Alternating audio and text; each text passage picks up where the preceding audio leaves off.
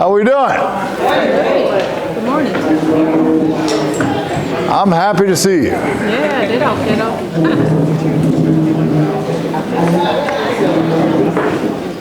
So, this is my favorite topic. I just want to remind you that first, we will not be meeting next Saturday. We meet the Saturday after next. That'll be our final get-together for the training part of the program. We will have a luncheon at the end at noon on 2 Saturdays from today. We'll have certificates for everybody. It's being catered by a couple folks that have been in the program. If you have any food issues, please send us a note so that we have something for you. And then at that last meeting, I'll talk a little bit more about the mentoring, see who wants a mentor, and we'll move into that next stage a few weeks later. You'll be hearing from us as well, because we're going to have a couple times a year we do something called Community Connect, where we try to connect your businesses with the larger community, the larger business community. And we have a Community Connect event so these are events where we actually feature your businesses. We give you a table, you man the table, and people come around a room and introduce your business to them, and we have food and stuff there. We're going to have one in May, and you'll hear from us. You'll be invited. Anybody wants a table, we'll give you a table. I hope everybody wants a table. And it's the first time we're going to do it at the Idea Center, and the whole Idea Center network is going to be invited. And so that is a whole different kind of audience that will be good to get exposed to. Later in the year, in Christmas time, we'll have another one of these. It'll be downtown, where you can actually sell products and services to people, and right around Christmas time when people spend money. So all that stuff's coming. Does anybody have any questions about anything? And I'm going to try to make up for that social media non-presentation that we had today as well. Okay, so I don't mean to ask deep philosophical questions, but what is marketing? We talk about all the things you have to do in your business. I got to make my product or service. I got to, or have it available.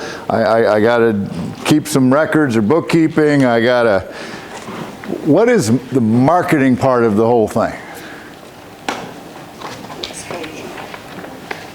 Making your product known.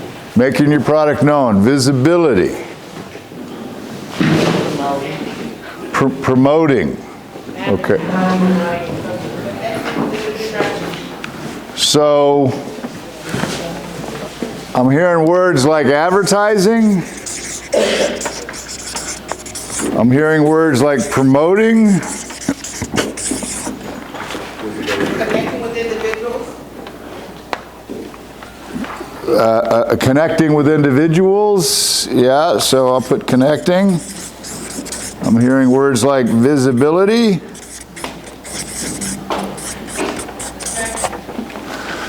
I want to try to get you to see marketing. So all that's correct.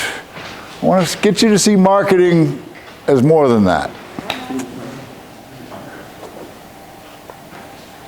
People will sometimes say, well, it's branding and building a brand. Well, yeah, that's part of it too. But you live in a world where it's got to be practical, and it's got to make sense in terms of how you manage yourself, how you organize yourself.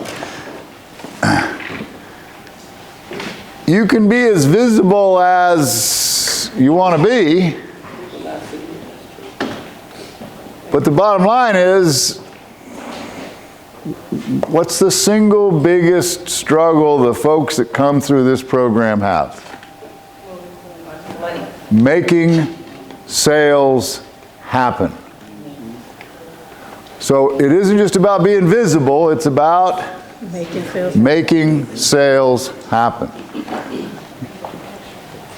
Making transactions happen.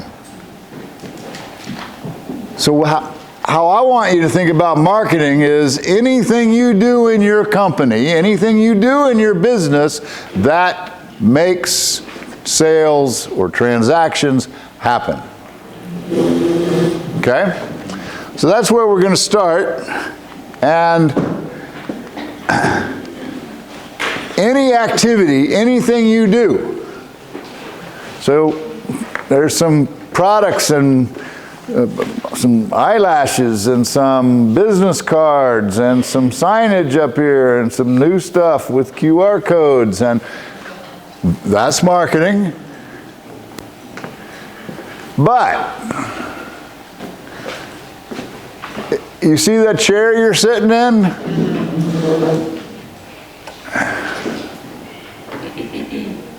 The chair you're sitting in, if you sold it to Notre Dame, if they were your customer, and you made it available in green, or you put Fighting Irish on the back of the chair, might that make a transaction happen? Might that make a sale happen? So it's not just things that create visibility. So anything you do, meaning, if you're working from home, and a number of you have home-based businesses, right? And a customer calls, a potential customer calls, and your kid answers the phone, and your kid's not having a great day, so your kid's really rude to whoever calls.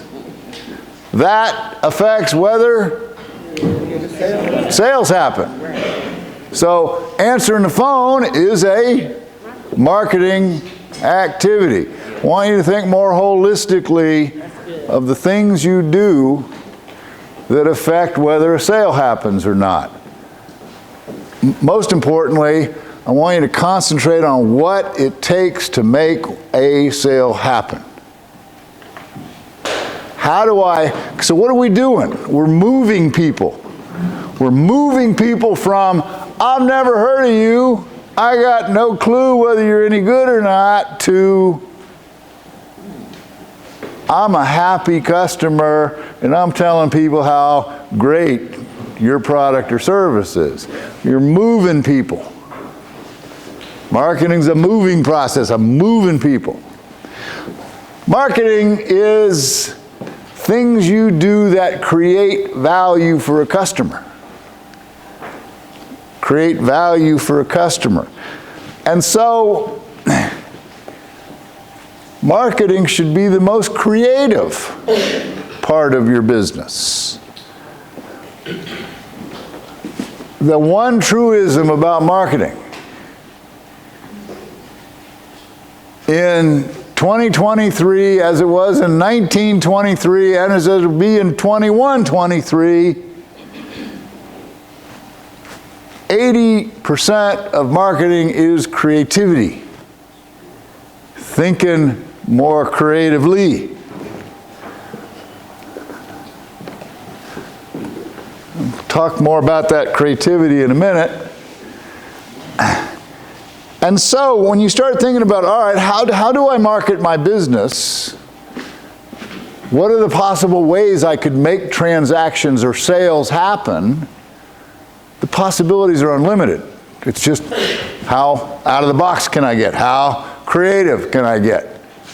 The plumber who puts the toilet painting on the side of his door to create more visibility so it looks like the driver's sitting on a toilet, that's creative.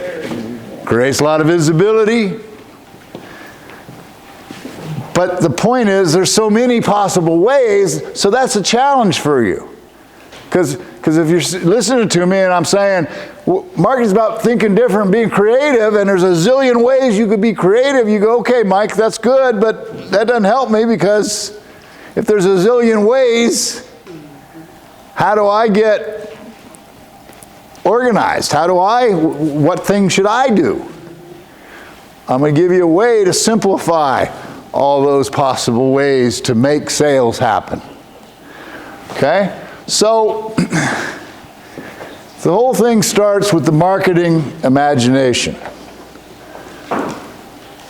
And by that I mean two things.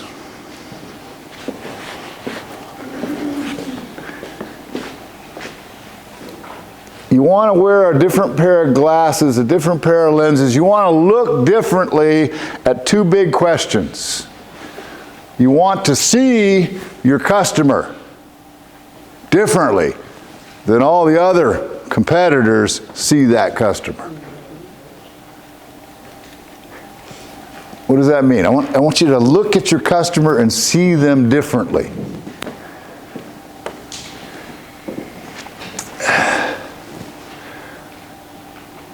I think I told you the story about Snap-on tools. They're tools.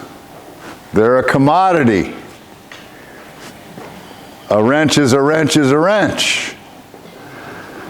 And they came up with this brilliant marketing idea of packaging up the tools in a display inside of a truck, a big van, and taking the tools to the workplace of people who work with tools all day.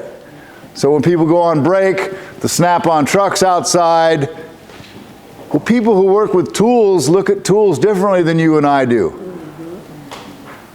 You know, I got some tools in my garage. I throw them in a toolbox, throw them on a table. I don't think much about my tools. But a man or woman who works with tools all day doesn't look at tools the way I do. Cherish them. How do they see the tool? How does a man or woman who works with tools all day see tools?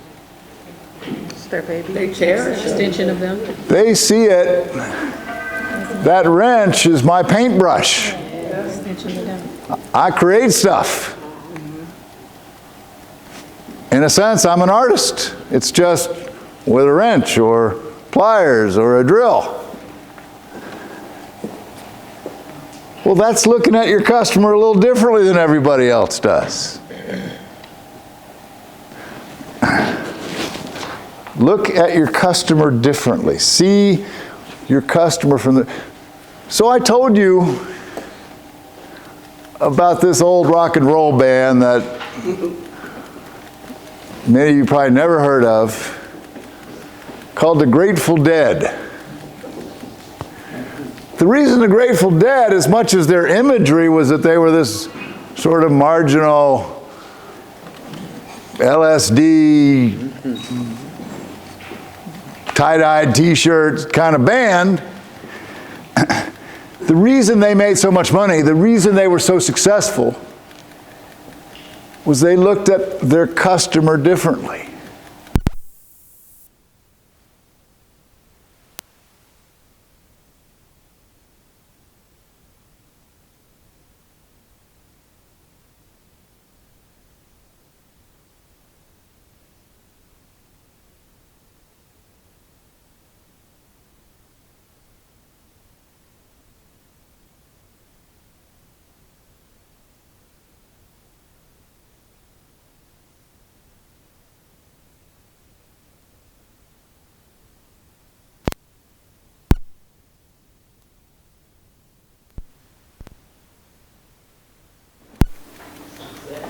Not just loyalty, not just repeat customers, but the greatest thing you could achieve with customers would be the relationship. A relationship.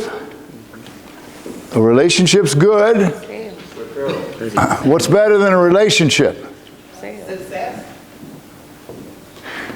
I have this accountant that I've used for many years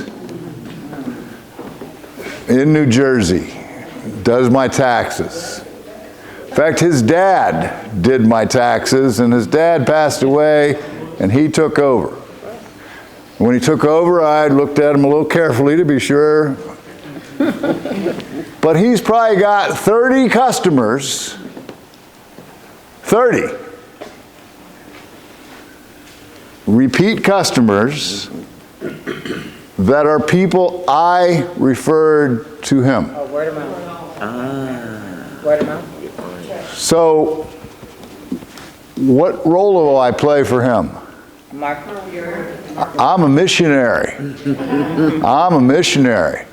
I'm spreading the good word about his tax services.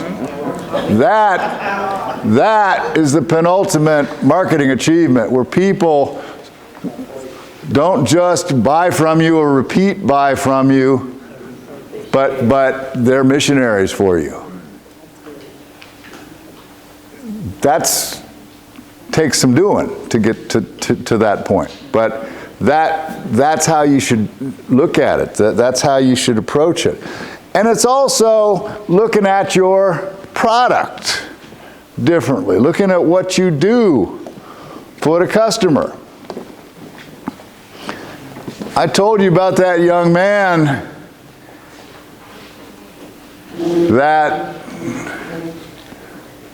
grew up on a farm and entered our business plan competition selling horse manure.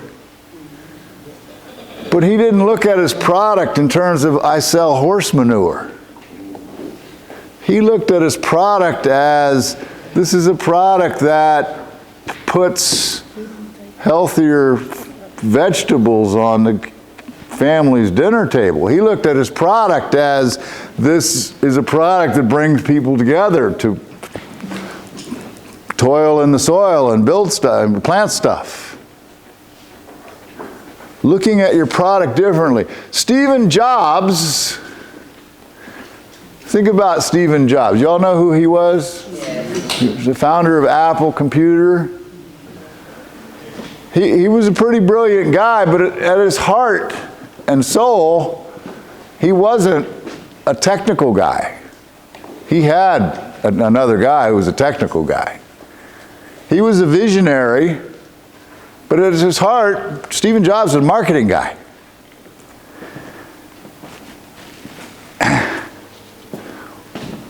When you buy a computer from Apple, what do you buy? Well, back in the day, you would buy a Mac. What was intriguing about how he viewed the product was, because I was never a Mac user. My brother was, I knew a lot of people used Macs. I was never a Mac user. But those Mac users, how'd they feel about their Macs? Everything. Back in the day, it was like, we're part of a movement. We're part of the Mac movement. I'd go, well, that's just a PC. That's just a personal computer, to my brother. He'd go, no. It's a Mac. I said, is it a computer? Yes. Do you personally use it? Yes. Then it's a personal computer. He said, no. It's a Mac. And that, you may think that's kind of silly, or you may think that's kind of marginally not important, but it's hugely important. People felt they're buying something unique. Because Jobs looked at a PC differently than everybody else did. He saw computers in terms of how they enhance people's lives. He saw computers as sort of the artist's palette in terms of the things you create that enhance your world and your life. Not as a box with a bunch of chips in it and a screen. His products didn't look like, if you remember back in the day, there were these big boxy PCs and then there were the Macs.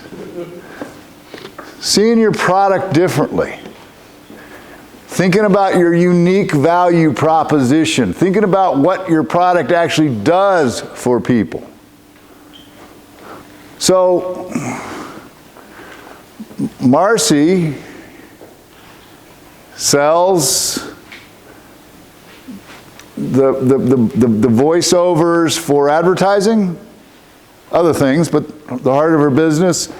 So if you want to do a video for your website, if you want to do a training video for your employees, you know, you can have your own crappy voice, or you can have like a professional voice, right? But what does she really sell? That's what you want to think about. What does she really sell? What's the unique value proposition? I love the person that was in our program that got this. She ran a cleaning business. She ran a cleaning business where she cleaned offices, business premises. How do you think she viewed her product, or in this case, her service? When I say product, interchange it with service. But how do you think she viewed her service?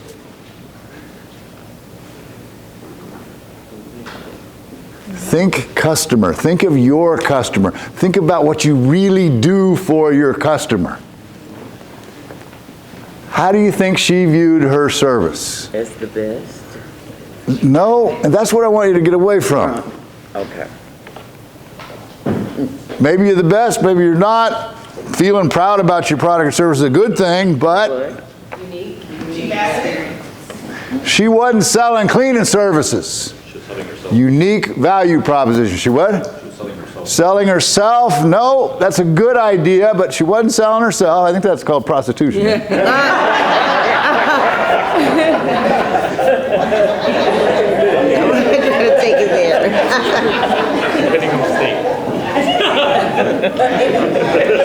But think deeper and then apply it to your own business. Yeah. She valued it.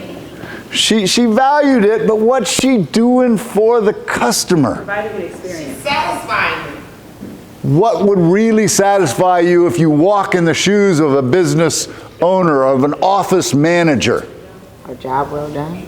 No, walk in their shoes. What's the office manager care about? Appearance. Making money, yeah. I run an office. Some of you have run offices. What do you care about?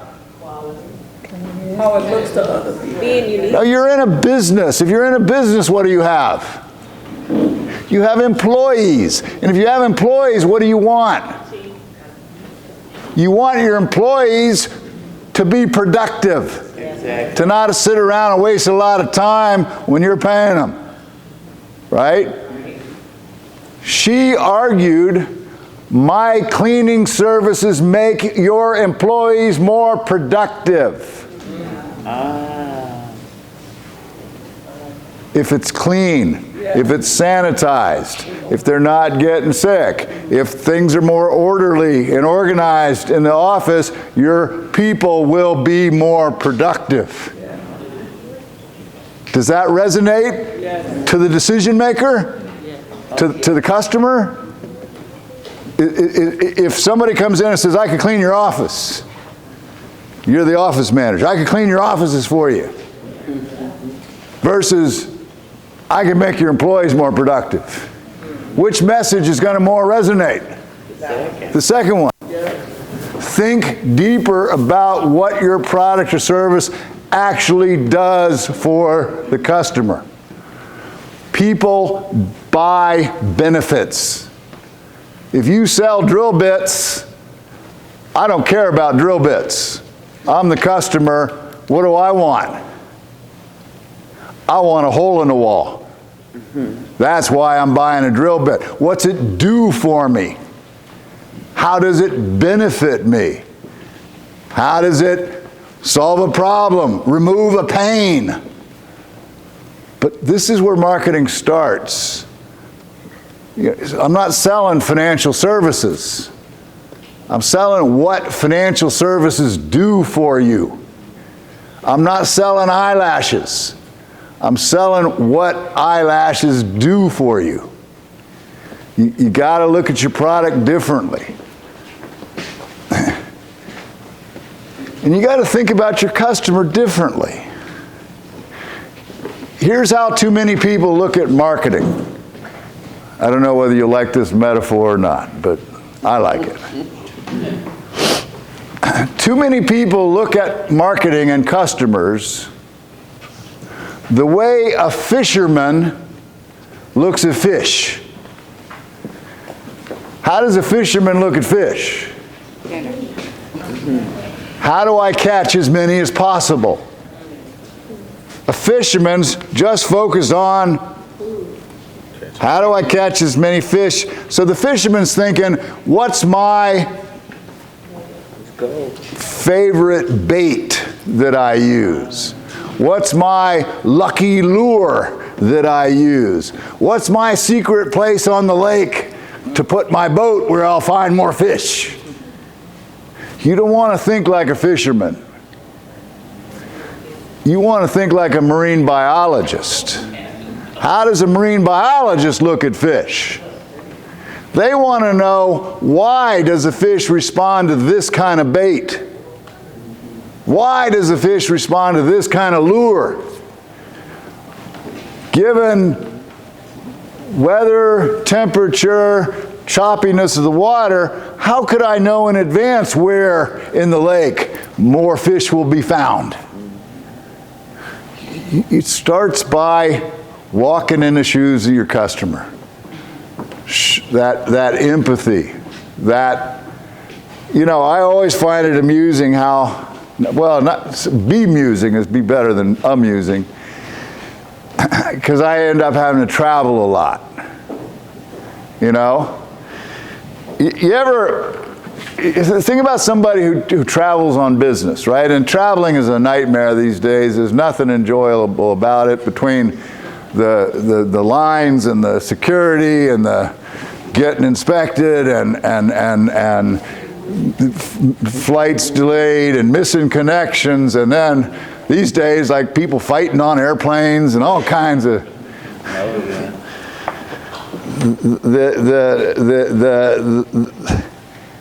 but I have to travel, and I'm traveling to Atlanta.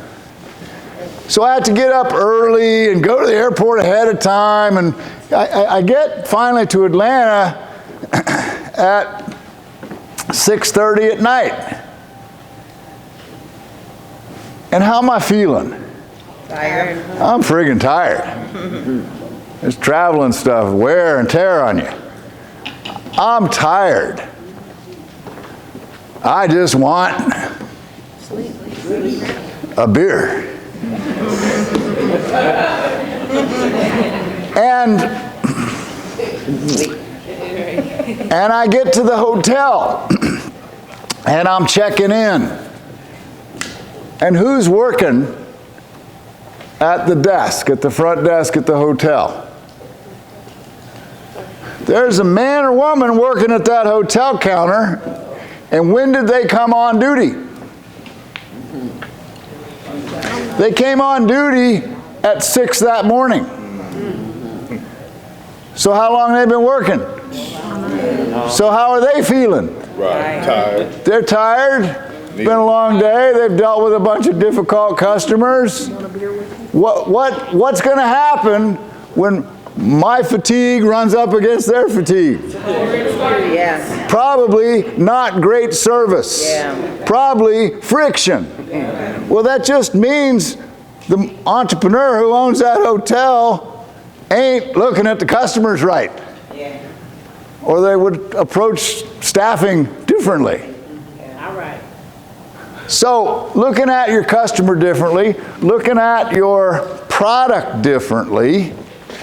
So we think about all these ways you can make transactions happen.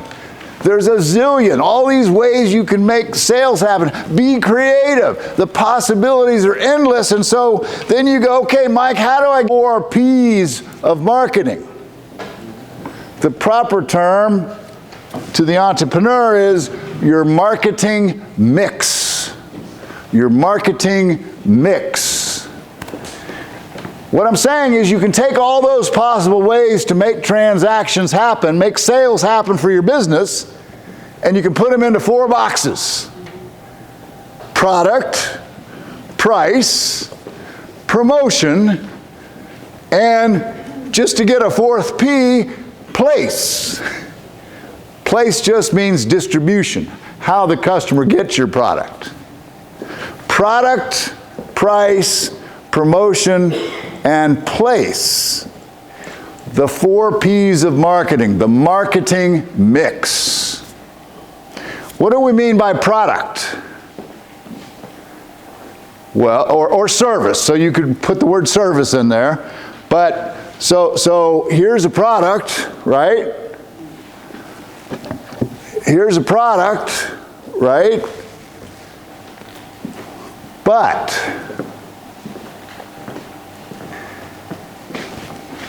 you go out and buy a refrigerator. You go to Home Depot or wherever you go, Best Buy, whatever you go to some retailer and you look at refrigerators and you buy a refrigerator.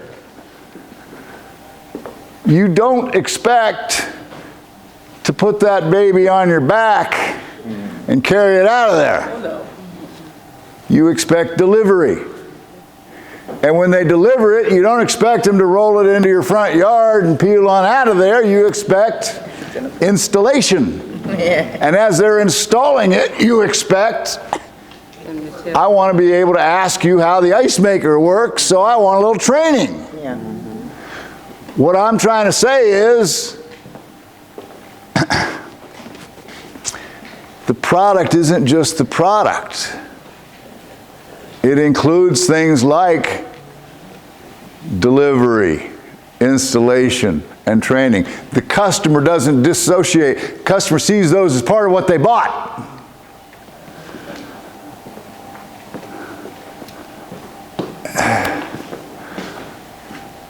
I sell that chair right there. This one right here. Mario sells that chair right there. Okay? Now, Lenore, what do you notice about my chair and Mario's chair? They're the same. They look pretty damn similar to me, too. There doesn't seem to be any difference between my chair and Mario's chair. Mario and I compete. We compete aggressively against each other. I sell my chair, he sells his chair. And if you think about the chair,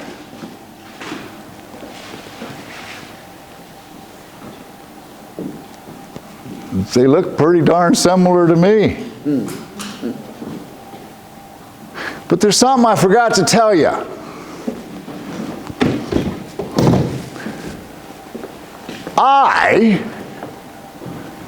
I offer a 6-month warranty on my chair.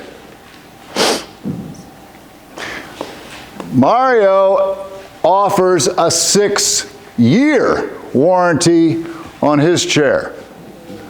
Are they still the same? No. Think about that.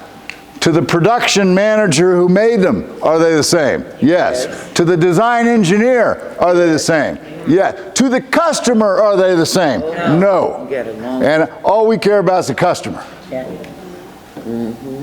So, because he offers a warranty, we need to think of the warranty as part of the product. That first P. As I said, if I make the chairs green and sell them to Notre Dame or put Fighting Irish on the back of the chair, that's part of product, a feature, an option. Okay? Price. These are all variables with lots of possibilities.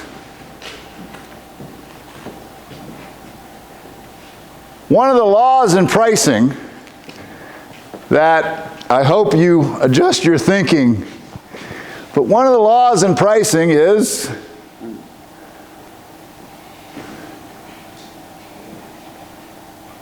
Start high, not low. Start high. Think about price as a variable, okay? At Notre Dame, close to 85% of the students don't pay the $65,000 we charge a year to go to school there. 85% of students are on financial aid. And so the average student is paying something much closer to 30 or 35, maybe less than that. But our price, think about that. How do you change a price without changing a price? How do you change a price without changing a price? Add other lines to your product. Say what? Add other lines. Add other lines, yeah, but let's just stick with the price, the product and the price. Offer discounts to qualified customers? That's a nice idea. So discounts would be part of price. Or add another service or something. Think of the beauty of this. Let's just stay with the product and the price. I have a product, and I sell it. My price is $150. Okay? That's my price. What's the problem? So let's say sales aren't good this month. We're not selling much. What's the problem with cutting my price to say 100? The problem with cutting my price to 100 is, this is a related law in pricing, it is always easier to lower a price than to raise a price. That's why I'd err on the side of price high. Because if I lower my price from 150 to 100, it's going to be very hard to subsequently raise it back up to 150. Wait a minute. I know what I'll do because I'm going to think more creatively about price. I'll give, during the month of March, a $50 rebate. A $50 rebate.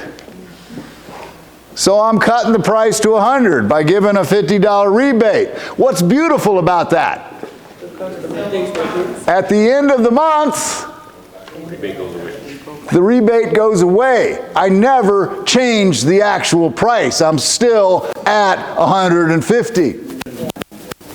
Do you see that? Yes. Thinking more creatively. So price isn't just the number you charge. Think about what a price is. What are you doing when you set a price? Many of you going, well, Mike, when I set a price, I'm figuring out what my costs are, and I'm adding a little margin or markup or profit, and that's not how to think about price. What are you doing when you set a price? Well, let's just keep it simple. What is a price? It's a number. It's a number. So what are you doing when you set a price? I'm putting a number on how much value a customer's getting. That's what you're doing when you set a price. Putting a number on how much value a customer's getting. Which is why Starbucks can get away charging $4.50 for a cup of coffee. Because they're not worried about what the coffee costs them. They're thinking, how much value am I delivering to a customer? And value is what?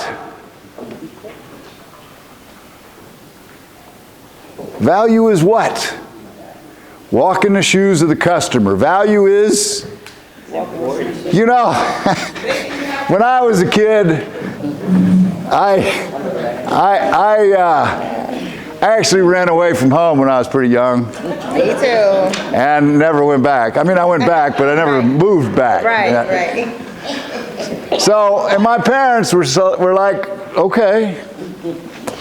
we're going to respect your decision, but you're on your own. And so I can tell you right now, I wouldn't have gone to Notre Dame. I couldn't have afforded it. And if you asked me if getting my college education was worth what they charge, I would have said no. I would have thought Notre Dame's a great university, but I don't perceive that much value because of my circumstances at the time. Value is perceived. It's perceptual. It's perceived in the minds of customers. I think my daughter's nuts to pay $5 for a cup of coffee. But she perceives $5 worth of value in that coffee, and that's all that matters. So think of price creatively. Then there's promotion. I'm going to drill down on promotion because that's a big topic for all of you. But promotion is about how you communicate with the customer. It's the communication part of this. And as you're going to see in a minute, there's a mix within the mix. That sounds weird, but it'll make sense in a minute. So promotion is about how you communicate with customers. There's all kinds of ways to communicate, like a sign on the side of your vehicle is a way to communicate. Just as much as a billboard is a way to communicate. Just as, come on, I'm looking here. Business card. A business card is a way to communicate. Boy, this is sad. This is marketing day. Look, Mike, look, excuse me. What's this? Excuse Pico Queen. Is that you? That's us. You're the Pico Queen. Yes. You're the Queens. Yes. Okay. That shirt is Marketing. a way to communicate. A way to communicate. So promotion is all about communication, and then place is how you get your product or service to the customer. So I was talking to somebody before we started today. She sells lashes, right? She sells lashes, and she has a place set up in her house where she does the lash stuff. That's a form of distribution. But she's giving thought to, well, should I take the product to customers and provide the eyelash service at their place? That would be place. That's distribution. If we think about Sinai chocolates, remember Yvonne was with us, the artisan chocolate lady. And she has a little shop in Mishawaka, but she also sells online. That's distribution. That's an alternative distribution channel, selling online. Oh wait, she also will place her chocolates in, well, most hotels that are nice have a gift shop. And so she'll sell some chocolates through gift shops in hotels. There's a distribution channel or another place. And there are some stores that she's gotten in that will sell her product as part of their merchandise assortment. So if she sells her chocolates at Purple Porch, or she sells her chocolates at 10,000 Villages, which she did, that's place, okay? All the ways you can, the beauty of these 4 Ps, all the way, and there are books about the 6 Ps or the 9 Ps, clever way to sell books. There are 4 key Ps. All the ways that you can think of to make sales happen will fall into one of those 4 boxes. You cannot think of a way to make sales happen that won't fall into one of those 4 boxes. And what did I call this thing? The marketing mix. Why is it a mix? Make your things. Because you got to make decisions in all 4 areas and what? Get it done. Here's the big rub. Here's the big problem. Here's thinking strategically rather than tactically or reactively. You got to make decisions in all 4 areas that Target your customer. support one another, that are internally consistent with one another. We had some students who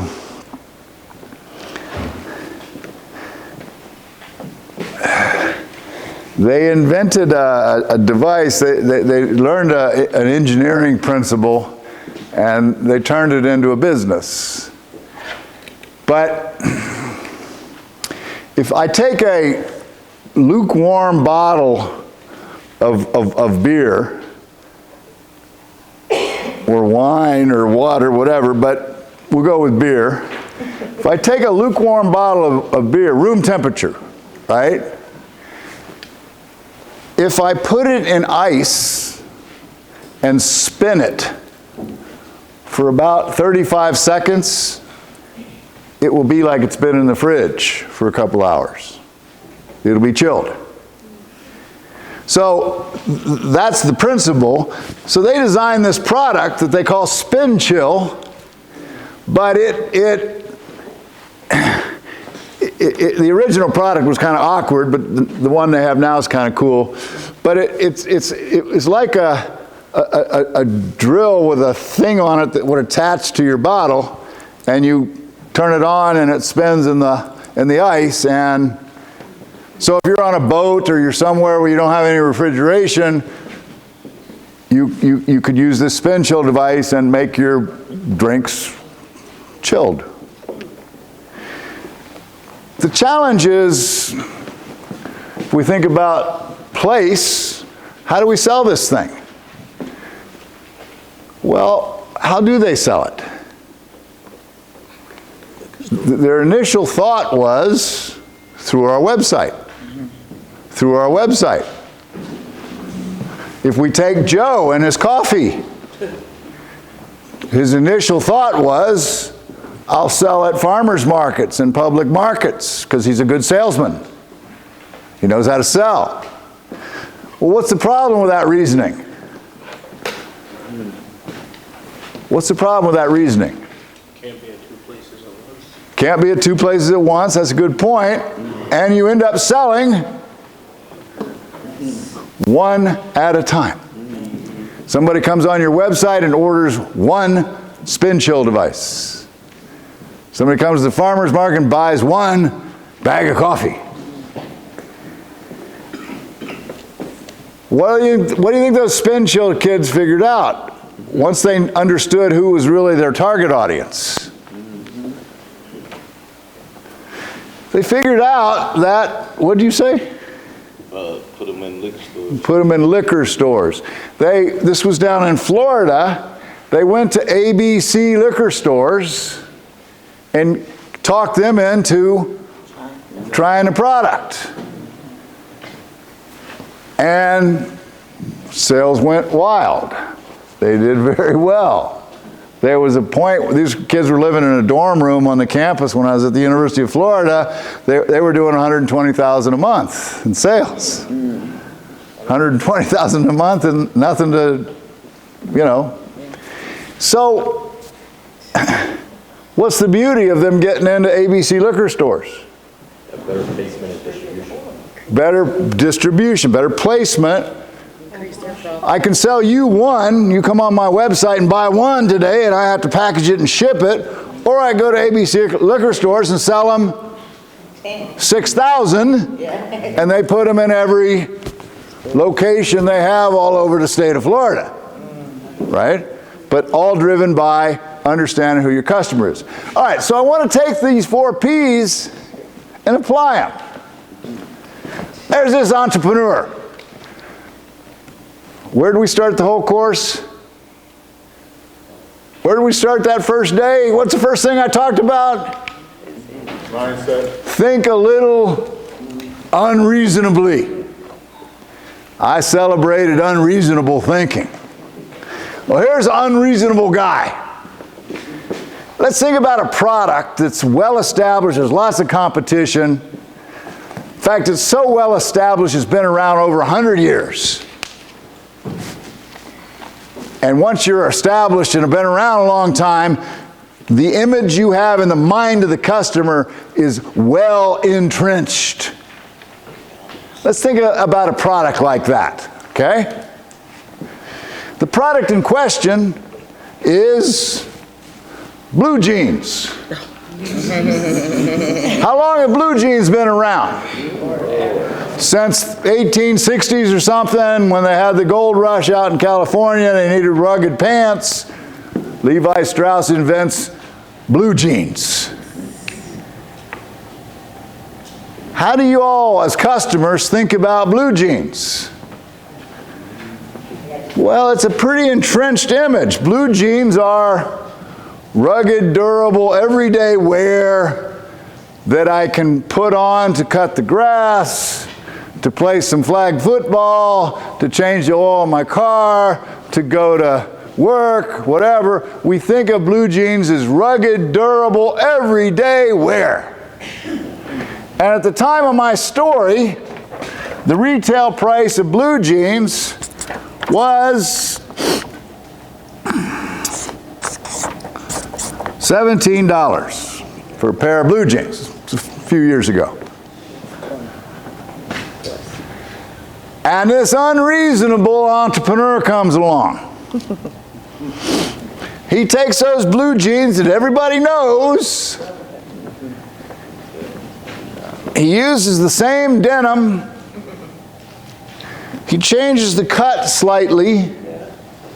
He puts gold thread up the seam. And he writes his name on the butt. And his name is Calvin Klein. And he charges $85 for those blue jeans. If I told you this story at the time, would you have invested in that business? You'd have thought, he's nuts. Who's going to pay $85 for a pair of blue jeans? People can get them for $17. Why? So what was he doing? Unreasonable. He's inventing a new product category. They aren't jeans, they're designer jeans.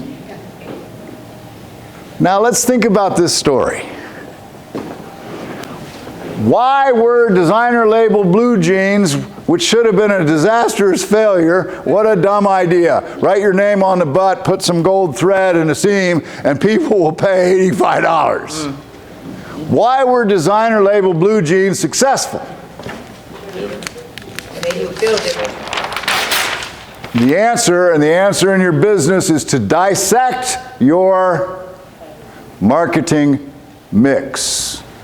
All right, let's think about the product. Let's think about the price. Let's think about the promotion. And let's think about the place or the distribution. Okay? What are we selling? Jeans. Well, that ain't going to work because people think of jeans as rugged, durable, everyday wear to cut the grass. They think of a pair of jeans as a $17 purchase. What's our product concept? What's radical? What's almost crazy? Fashion wear. What? Fashion wear. Brilliant. Blue jeans as fashion. Blue jeans as fashion. Come on, give me a break. These are what you cut your grass in. No. Blue jeans as fashion. It's like saying a do-rag or something is a top hat or something. It's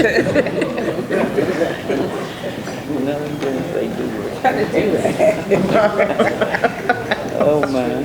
Okay, if we're going to sell blue jeans as fashion, tell me the price I need to charge. It needs to be, remember, price is perceived, needs to be premium pricing. Is 85 premium if the going rate is 17? There has to be a psychologically meaningful difference between those price points. Is that pretty psychologically meaningful to most of us? Yeah. All right, now let's look at promotion. Marketing starts, and the mistake too many people make, marketing starts with the customer. Always starts with the customer. So who do you think the target audience was, not later, not down the road, who do you think the target audience was for designer label blue jeans initially, when they first penetrated the market? Women, yes, but that's still pretty broad. You know, there's what, 180 million women in America. That's a pretty broad market. A certain class. What kind of class? Upscale women. Business women. Upscale women who? Age? 40. 20 to 35. Upscale women, 20 to 35 was the original target market for designer label blue jeans. Okay, I'm trying to reach upscale women, 20 to 35, with a message of fashion. This was a couple decades ago. What promotional channel, what promotional vehicle will reach them? Yes, fashion magazines. So we're going to take full page, 4-color ads in fashion, in Cosmo or Elle or I don't know women's fashion magazines, but you get the idea. And where are we going to sell these things? Where are we going to sell these designer label blue jeans? The upper class, Saks Fifth Avenue. So I ain't going to Macy's, and I ain't going to Walmart. Where am I going? JCPenney? Definitely not JCPenney. Where am I going? Saks. I'm going to the elite Going to the water. department stores, but probably more importantly, specialty boutiques. So I'm going to go to specialty stores. That was the original marketing mix for the hugely successful designer label blue jean.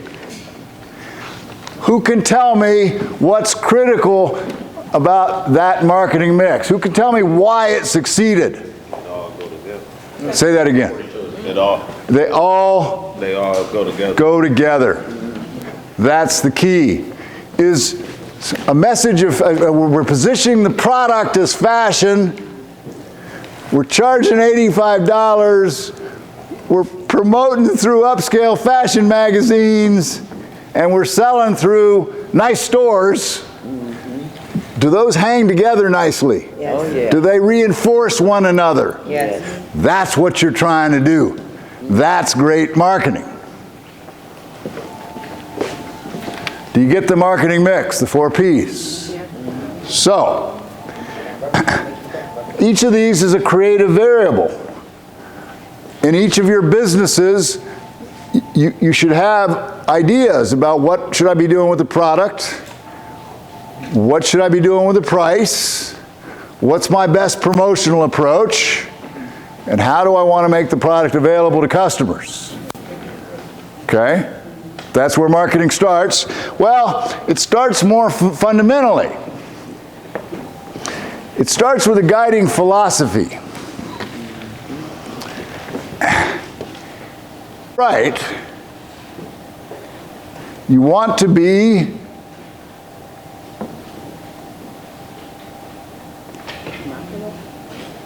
I'm using this word very particularly, very carefully. You want to be obsessed with your customer. You want to be obsessed with delighting your customer, with creating value for your customer, for understanding your customer and their needs and their pain points. Does that mean the customer's always right? No. No, it does not. Yeah, right. You want to make them think they're right. That's right. But if the customer had their way, what would they do? Lord. They'd expect you to give them the product for free. Yeah. Well, that ain't right. You know, for many years, they've changed today, but they've only changed because technology changed. For many years, if you went to McDonald's to buy lunch and you checked your pockets, your wallet, whatever, your purse, you didn't have any money, and you go, here's a credit card. For many years, McDonald's did not take credit cards. Did they not take credit cards because they just didn't like customers with credit cards? No. Well, wait a minute. If the customer wants to pay with a credit card and you say, no, you can't have your lunch today because we don't take credit cards, that doesn't sound very obsessed with the customer, does it? No. Right. But it is. Why? Why? Why do they not take credit cards? What business is McDonald's in? Cash flow. The operative word is fast. Fast food.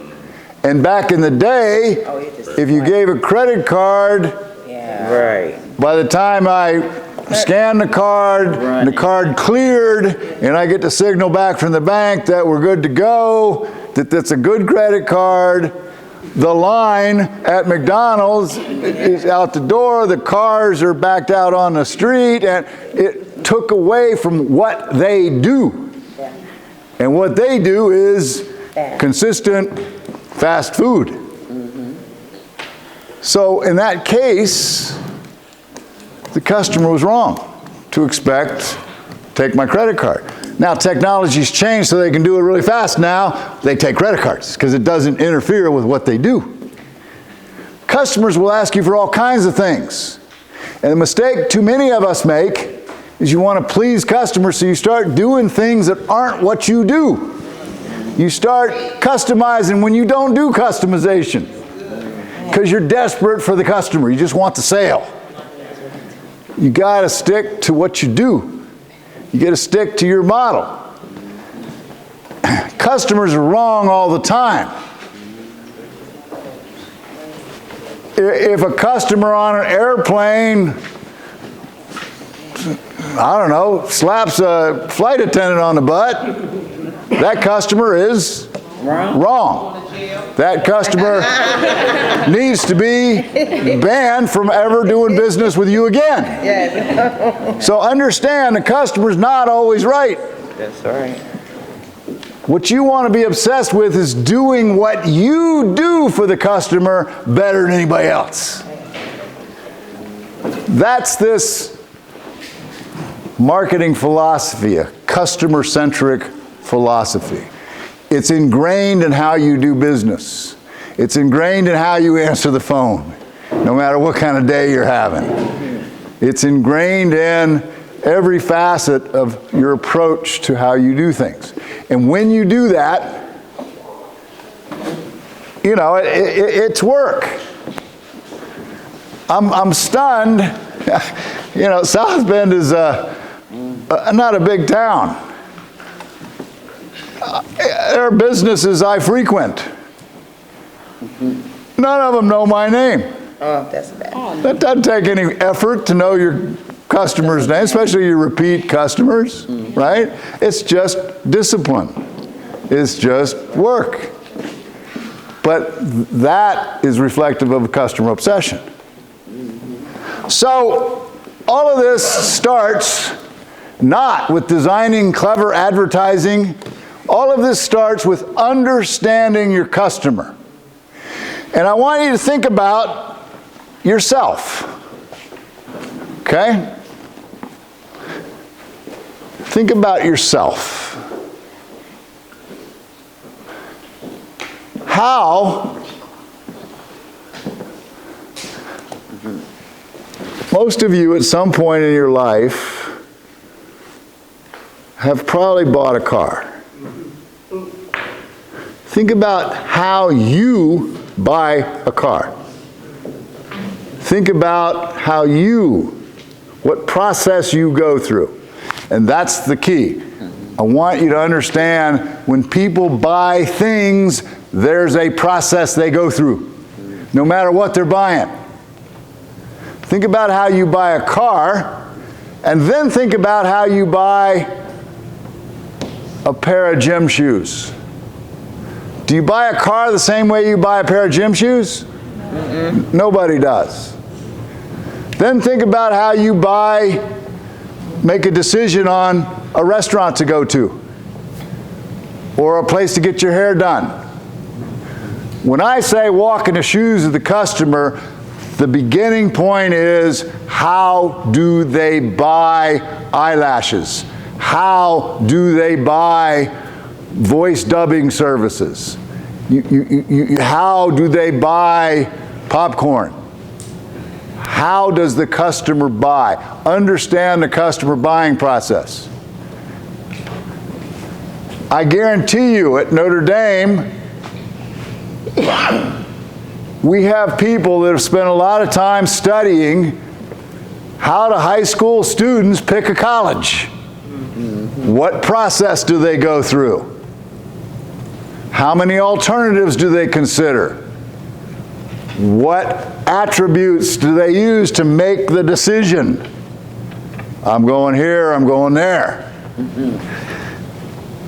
If you understand how differently you would buy a house from how you would buy a pair of eyeglasses, from how you would buy a fountain pen, you'd understand that every product is bought in a different way.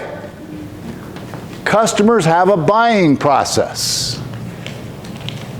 So if you're selling sofas, you want to know, how do people buy sofas? Walk through what the customer goes through. Think about how does your customer, well, what's the first thing happens with a customer when they need to buy something? What's the first thing happens with a customer when they need to buy something? They have to look at where they buy. No, first thing that happens, it's up on the slide. They recognize they have a need. I have a need for a new pair of gym shoes.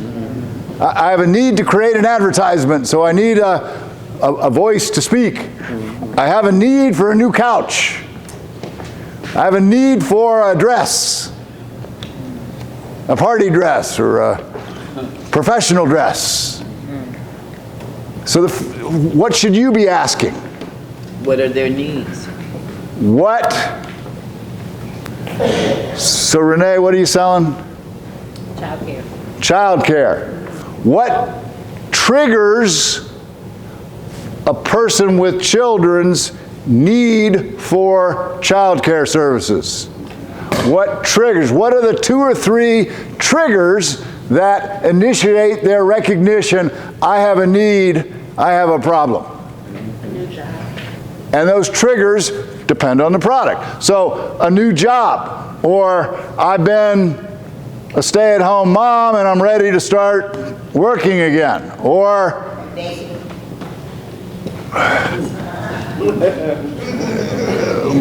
my spouse is now working the night shift, but you want to know these are the 2 or 3 or 4 triggers. What triggers the need for a new couch? Well, one trigger would be I'm moving to a new house or a new place. Another trigger would be we entertain a lot and people have been looking at our couch like it's something nasty. Another trigger. So what are the triggers that make them aware they have a need to start looking for child care, to start looking? Okay, then what do people do when they're buying? They recognize they have a need, then what? They start doing some information search. Maybe that information search is a Google search. Maybe that information is, hey, I know you just started using a child care service. Do you have any recommendations? Or what's been your experience with so-and-so? So maybe it's word of mouth information. Maybe they look at ratings services like Yelp. What kind of ratings does this business have? You know, I expect a lot of you read the customer comments that show up on there. Yeah, so you start doing information search. For some products, we don't do much information search. For other products, we do a lot. That's a key point. You want to think about what you sell, your product or service, in terms of, from a customer standpoint, is this a high involvement, medium involvement, or low involvement purchase? Right? So if you're picking a gynecologist, is that a high involvement purchase? You probably spend some time, do more information search. If you're picking a new brand of toilet paper, that's pretty low involvement purchase, right? Okay, so you want to think about how involved or uninvolved in the decision is the customer, right? Because if they're more involved, they're going to be looking for a lot more information before they make a choice. Okay, so then what? Alternative evaluation. Okay, they've identified 3 or so places they can get child care. How do they evaluate those 3 and pick one? You want to be thinking that way. Not how would you do it? Yeah. How are they doing it? Because they're looking at you and 3 other printing companies, or you and 3 other child care services. How do they evaluate? Now, one of the things I've encouraged you to do as an entrepreneur, you want to be nosy. Oh, yeah. You want to be curious. When you go into a store, you want to watch people. Not like some kind of perv. But you want to watch what they do. You want to watch how they buy. You want to understand. Entrepreneurs are curious, because I'm learning about my own customers by watching what customers do, watching what questions they ask, watching. So think about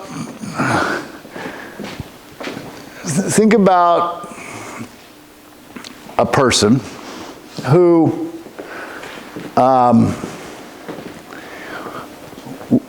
Keturah, do you happen to be married? No, I'm just manifesting. You are indeed. Well, let's say you were. Okay, so Keturah is married, and she's got a mother-in-law. And it's like one of those stereotypical mother-in-laws. And Keturah made a terrible, terrible mistake. Got married. She forgot her mother-in-law's birthday. Could you? Last year, she forgot her mother-in-law's birthday, and for the last 11 months, her mother-in-law hadn't let her forget it. Like, obviously you don't love me. I'm sure you're part of this family. You can't even remember my birthday. So she's like sat 20 reminders this year. That birthday's coming, I'm gonna get something. All right, so I gotta buy a mother-in-law a gift. Gee, that's tough. But she's been complaining about oversleeping or whatever in the morning. So she decides, I'm gonna buy my mother-in-law a nice bedside radio clock alarm thing. Okay? And she goes to, where would you go to buy a radio clock alarm? Best Buy. Best Buy. She goes to Best Buy. Now think about this. She's got need recognition. She did a little information search. She gets to Best Buy. What will she encounter? All kinds of radio clock alarms. They actually have 9 or 12 models. Here's my question. Does the customer carefully evaluate all 9 or 12 options? No. No, they do not. What do? They quickly cut the set of options to 2 or 3 that they're going to look at. That's a common practice with buyers because they just don't have the time or wherewithal to sit there, and so so your customers, when they're looking for your product or service, look at who's out there and they quickly cut the pool to 2 or 3, and then they more carefully evaluate those. Okay? So I cut the set, I have 2 or 3. What's a fascinating question? If you're an entrepreneur, what's a fascinating question?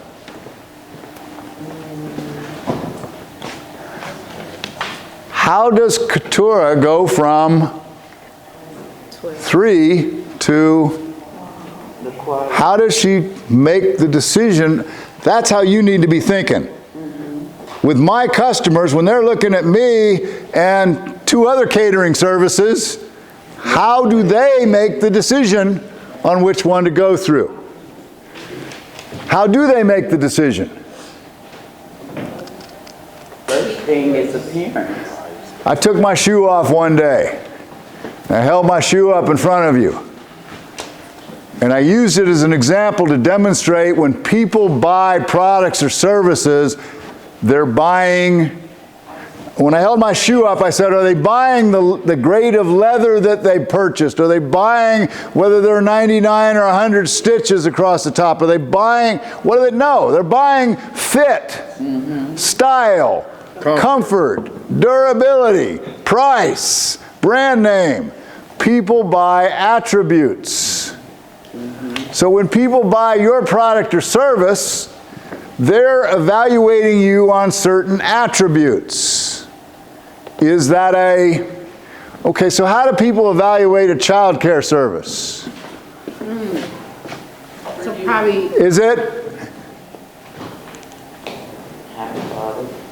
safe? Is that an attribute with your kids you would evaluate?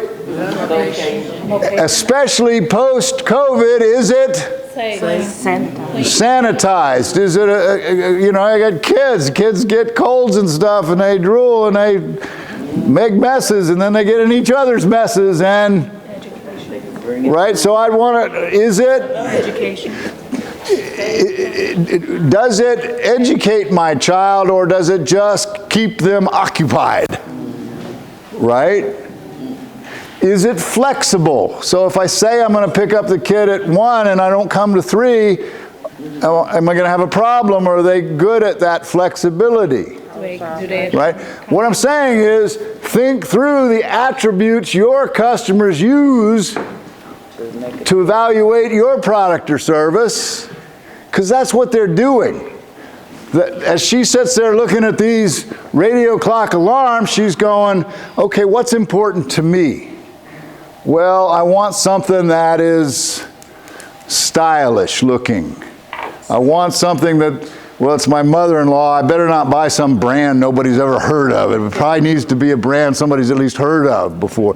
But a price might be a consideration, right? Don't want to be too cheap, but the old biddy's not worth that much money, right? So whatever, but okay. people make the decision, and then what happens? They start buying. Well, none of us like to feel stupid. Right. So when you buy something, you evaluate it almost immediately. You evaluate it as you use it, and you try to rationalize that it was a good decision. That's the one I should have bought. Right. But that's what's happening with buyers, is once they have your product or service, they're engaging in an evaluation, in an assessment. And that assessment influences two things. One, whether they come back and buy from you again. Two, what kind of word of mouth do they engage in about you? Is it none? Is it positive? Or is it negative word of mouth that they spread?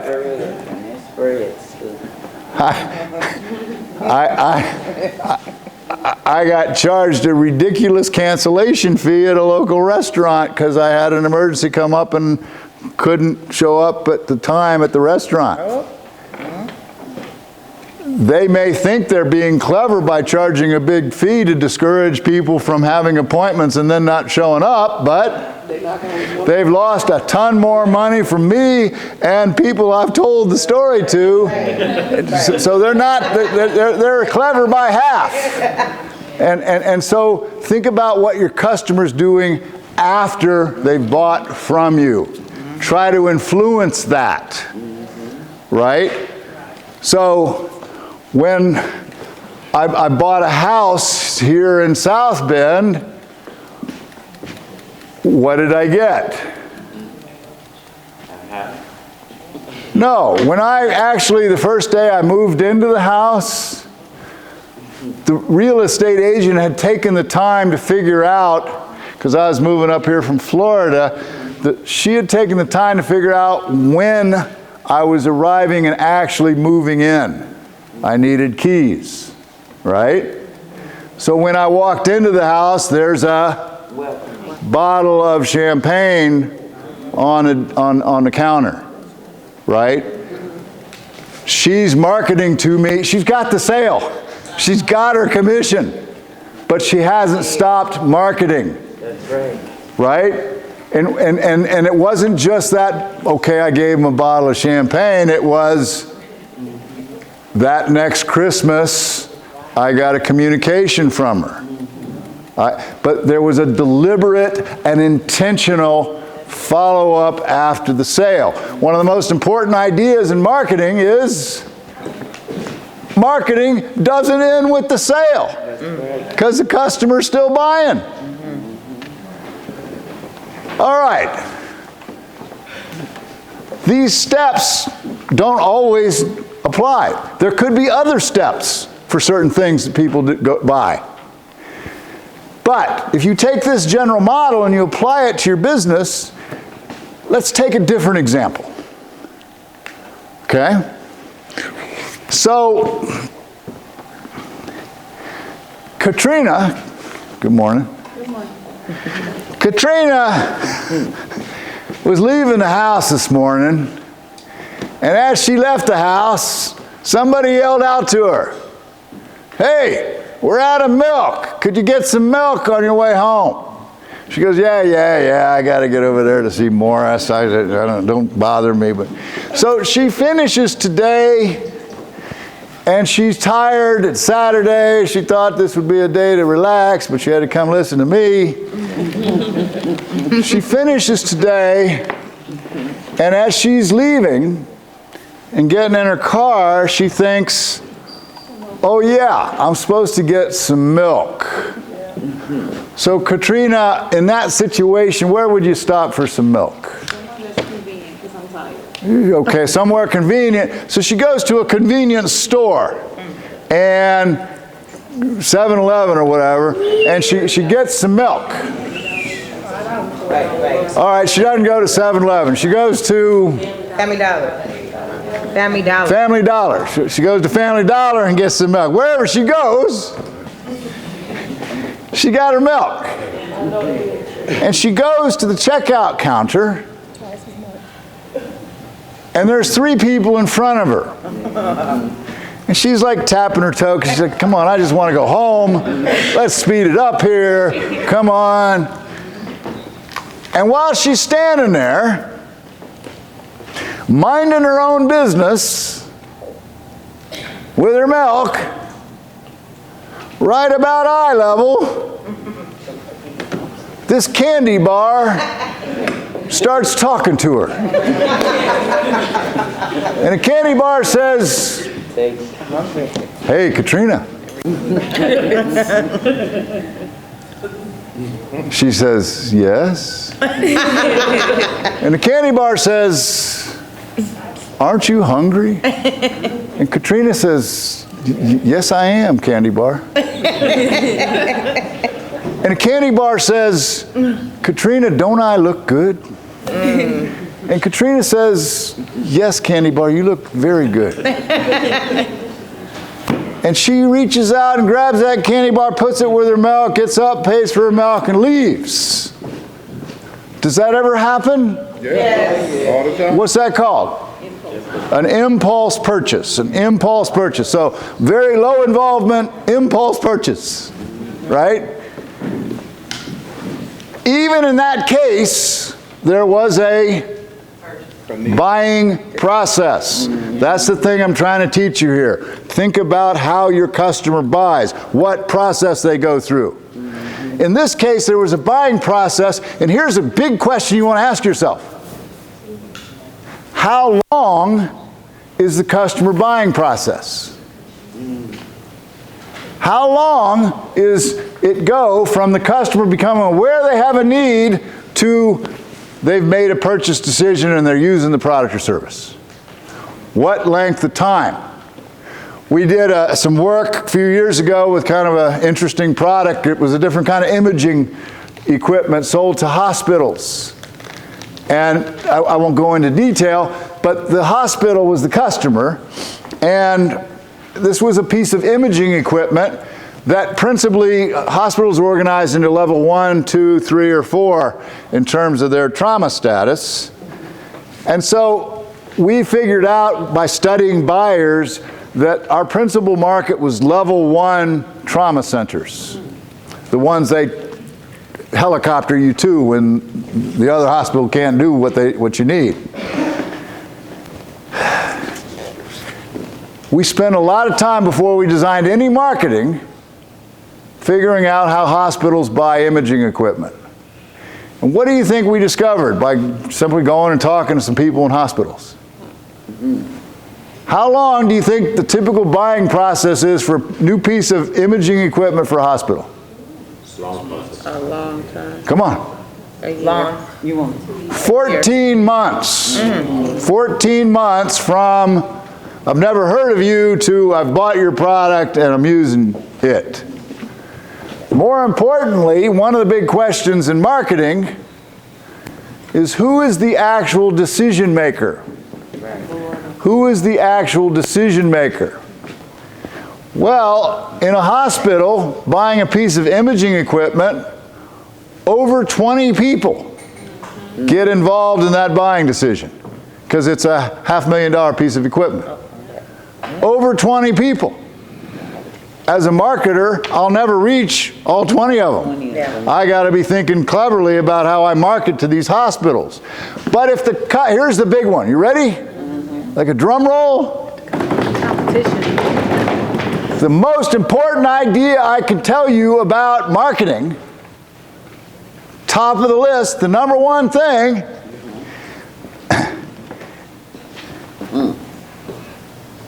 if your customer has a 2-day, a 2-week, a 2-month, or a 2-year buying process, you have a 2-day selling process. You need to understand how your customer buys because that's how you design how you sell. Why does that candy company pay a bunch of money to put their candy by the checkout counter. They're not putting cans of motor oil there, they're putting candy there. Why? It's a seller. Was it just luck? No. Or did they study how people buy candy, that candy's an impulse purchase, that that people wait in line at checkout counters, while they're waiting in line, they'll, right? So what do you see at checkout counters today? Candy, Beef jerky. magazines, impulse purchase. I didn't go there to buy People magazine, but the marketing tactic, they paid a premium to have their product at the checkout counter. Yeah. So if your customer takes 3 weeks to buy, if the buying process for childcare is a 4-week buying process, then you need to think, I got a 4-week selling process. That's a big idea I'm going to drill down on. That's an important issue. So, it starts by looking at how your customer buys. What's the other critical thing? Study how your customer buys. What's the other critical thing that you have to do before you start making marketing decisions? Study how your buyer buys, how people buy what you sell, and then what? You got to segment your market. You can't be all things to all people. You might as well, when you go, everybody's a potential customer, you might as well say nobody's a potential customer. So I talked to you before about this, the 80-20 rule. The market's full of prospects, prospective people who could buy from you. But 80% of the sales will come from 20% of those prospects. Target the prospects. Figure out who's more likely to buy, who has a unique need or buying behavior. And so this idea that we also talked about in terms of a shotgun approach versus a rifle approach. Do you remember the story? Do you remember the story about Tondo's jerk hut? No? Yes? Tondo was this entrepreneur we worked with. Sold jerk, was convinced he needed to advertise in the newspaper. Had this idea that he's going to reach all these other people who are never going to buy from him. We end up talking them out of advertising in the newspaper and instead advertising on the backs of church bulletins at churches in the market area where he's most likely to draw people. Advertising in the newspaper would have been a shotgun approach to the market. Advertising on the back of those church bulletins was a rifle approach. This is the segmentation idea. It's just vital. You have different market segments that have different needs. You have different market segments that are more likely to buy or less likely to buy. You have different market segments that have different buying behaviors. You need to break the market down. Whether you break it down based on demographics, age, income, gender, occupational status, focused on retirees, whatever, or break it down on other bases. So, geographic segments, urban, suburban, rural, or segments based on the benefits they seek when they buy your product. So, I mentioned that I've learned a lot from all of you. Some knowledge I'm not sure what I'll ever do with, but I learned what microblading was. I think I asked you if you knew what microblading was. Do you know what microblading is? No, what's microblading? Microblading is your eyebrows. And what the person does is say, well, I'll take your eyebrows and I'll fill them in. They'll be much fuller. Or I'll shape them. Or I'll change, you got some gray in there, I'll color them. And if you want green ones, I'll make them green. And so it's a procedure where they're going, it's not like a tattoo, but they're going to that sort of first layer of skin or dermis and fixing up your eyebrows so they look really cool.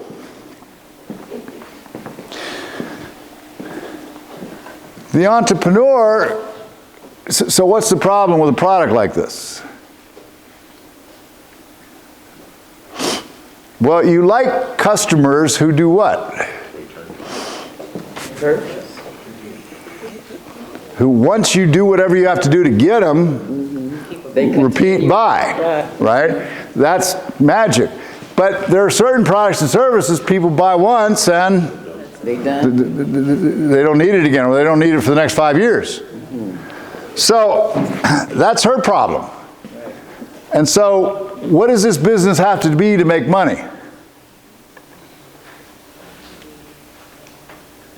Well, you want to connect the dots of what we've been talking about over these weeks. So the product is probably a fairly low volume business, right?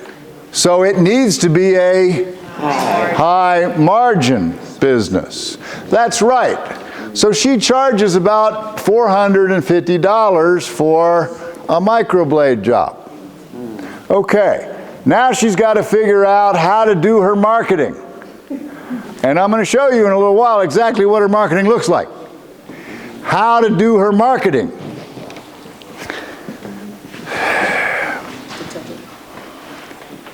Where does she start? Buyer behavior, not social media. Buyer behavior. And then what? What's the second thing you do after you study how your customer buys? Segment the market. Step 1, assess buyer behavior. Step 2, segment the market. Prioritize target segments. Okay, I need to segment the market for microblading. What segments exist? Well, it turns out when she did a little analysis, she identified 3 distinct, different needs, different buying processes, requiring different marketing approaches, 3 distinct market segments. One market segment was young girls and women about 16 to 25 years of age. Segment 1. Think about those girls, those young women. Think about why they would be getting microblading done. What benefits are they seeking? How do they buy? And they are probably a little bit more price sensitive. Okay, a second segment that she identified was more professional or working women who were 40 to 55 years of age. Do they have the same needs and buying behaviors when it comes to microblading as those 17-year-old girls? No. Different market segment, needs to be marketed to differently. And the third segment she came up with, help me out here.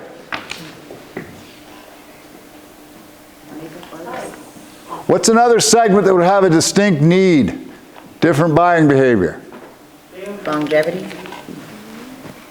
Women who had received cancer treatments, where you lose your hair, you lose your eyebrows. Do they have a different need, a different buy? There's 3 different market segments. She's got to make a decision because I don't have much money. I can't spend all kinds of money on marketing.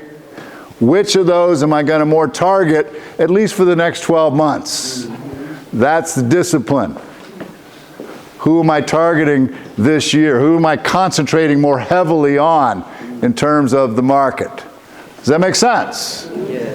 And that's why I introduced you to this idea of a segmentation tree. The one I showed you before was for an entrepreneur selling custom-made birdhouses, right? Yeah. Here's a market segmentation for a woman that owned a glass installation company. So she's competing as a woman-owned business in a business that are sort of male-dominated industry, and she's segmenting the market.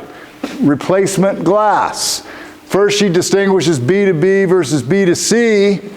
She felt she just had no advantage in the B2B market, selling to businesses. B2B is business to business, selling to businesses, to churches, to schools, but the customer is an organization in B2B.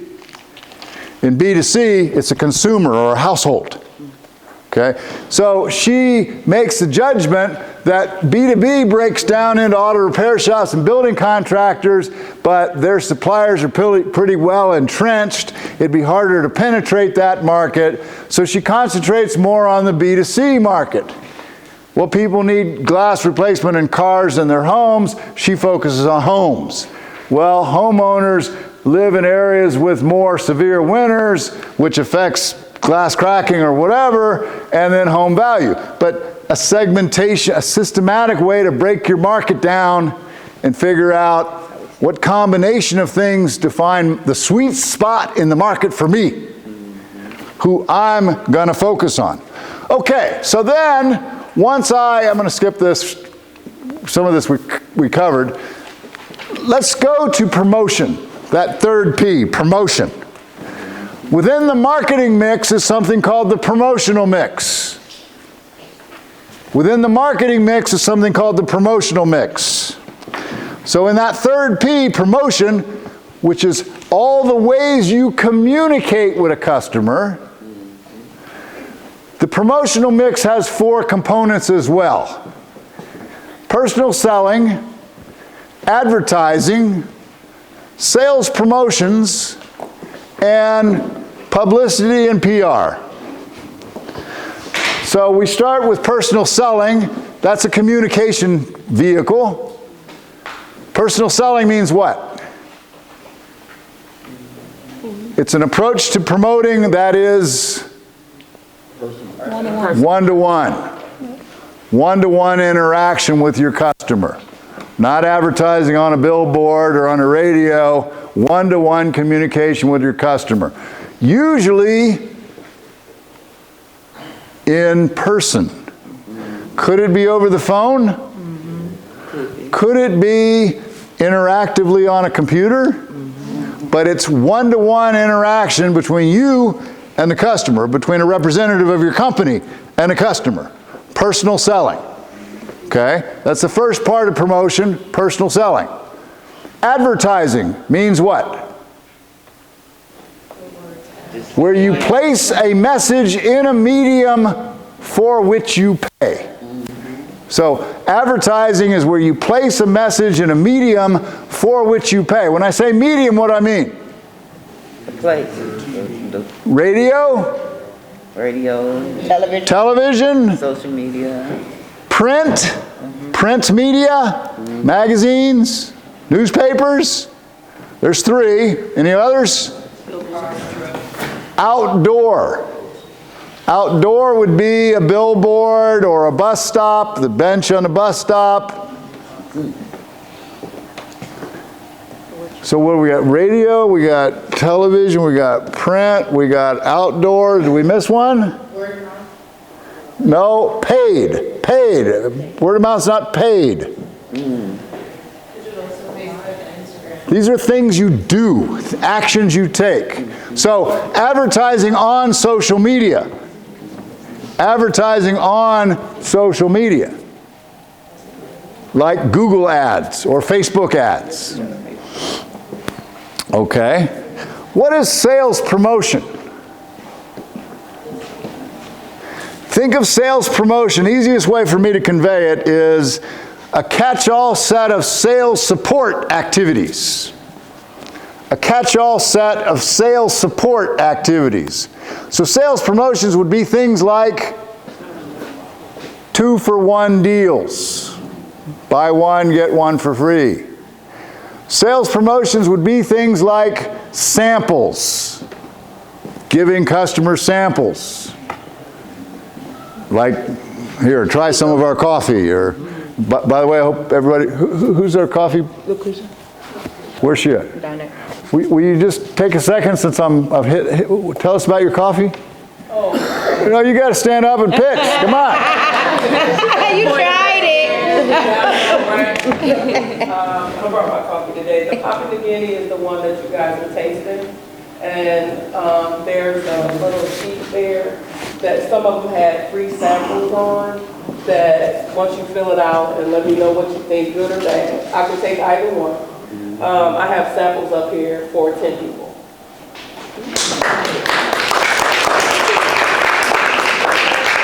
Okay, what was wrong with that pitch? I was supposed to pitch. I know how to pitch. I was just, No, you blew it. What? I was just saying. What was the name of the coffee? More information, please. No. No, name of What was the name of the What was the name of the company? Oh, the company. Coffee and Me. How did you edit?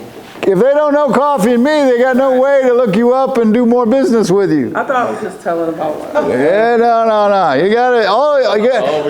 You gotta be selling all the time. You gotta be selling all the time. You get in the elevator. Tell them about your business. Whatever you talk about your business. And I know some of you are more introverted.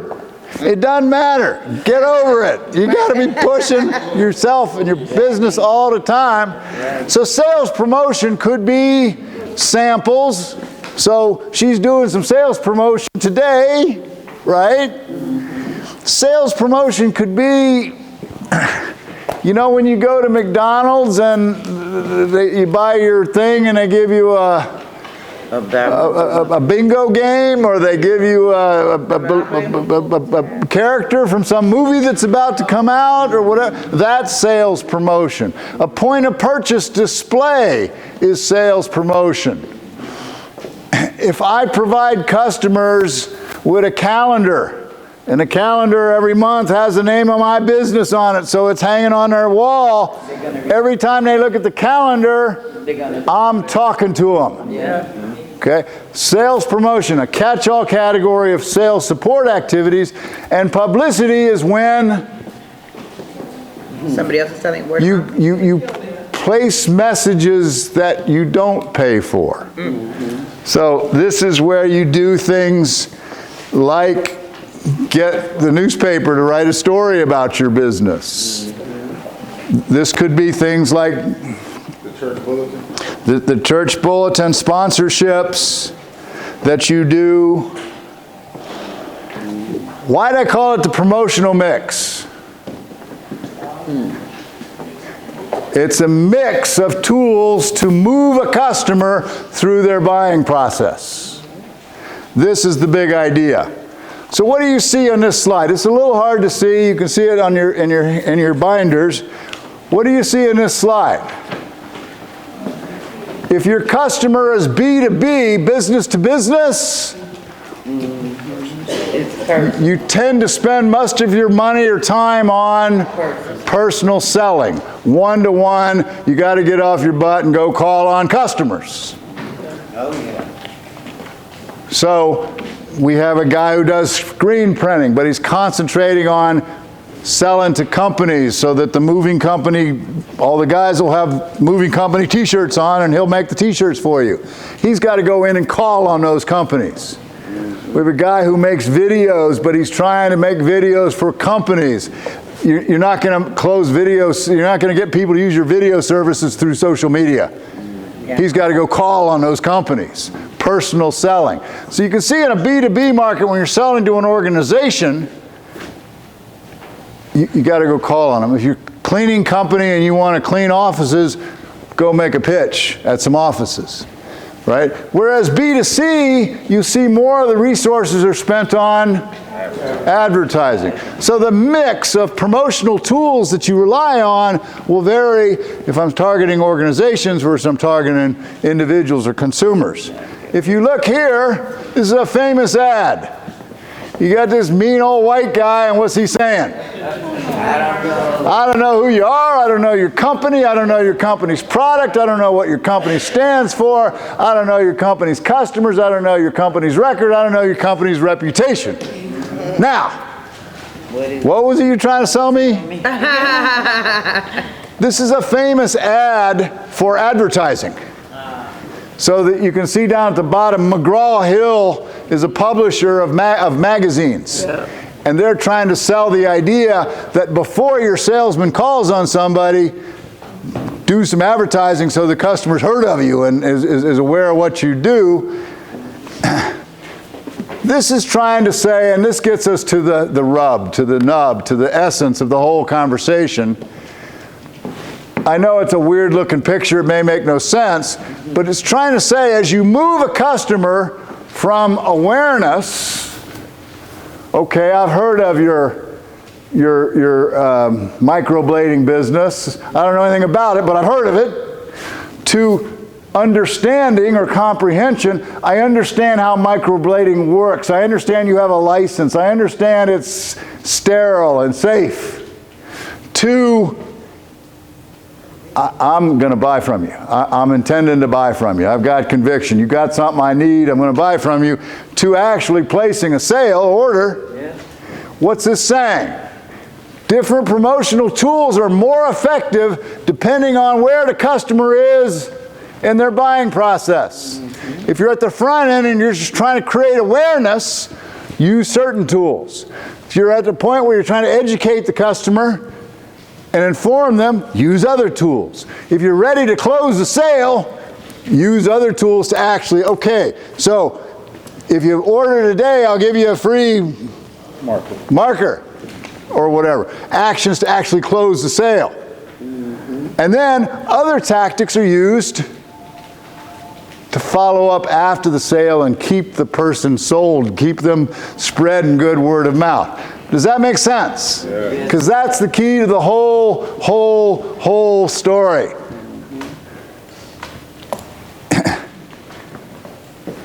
When you communicate with people, you've got to move them through this set of communication steps. I got to get their attention. What do most of us do with most advertising? We screen it out. We don't hear it. You drove over here this morning, you had the car radio on. 5 ads ran while you were driving. You did not hear one of them. You can't remember any of them. You need to understand, especially the entrepreneur who's paying for advertising, they think people are hanging on every word. No, they're not. They're ignoring it. How many ads have you watched on TV where you're sitting there and the TV's right in front of you, ads are running, and you're like, I didn't process any of them. The minute I saw it was an ad, I stopped cognitively thinking about it. I didn't process their message. I didn't, so they try to give you some jingle, so you have to, or whatever, but they're trying to break through.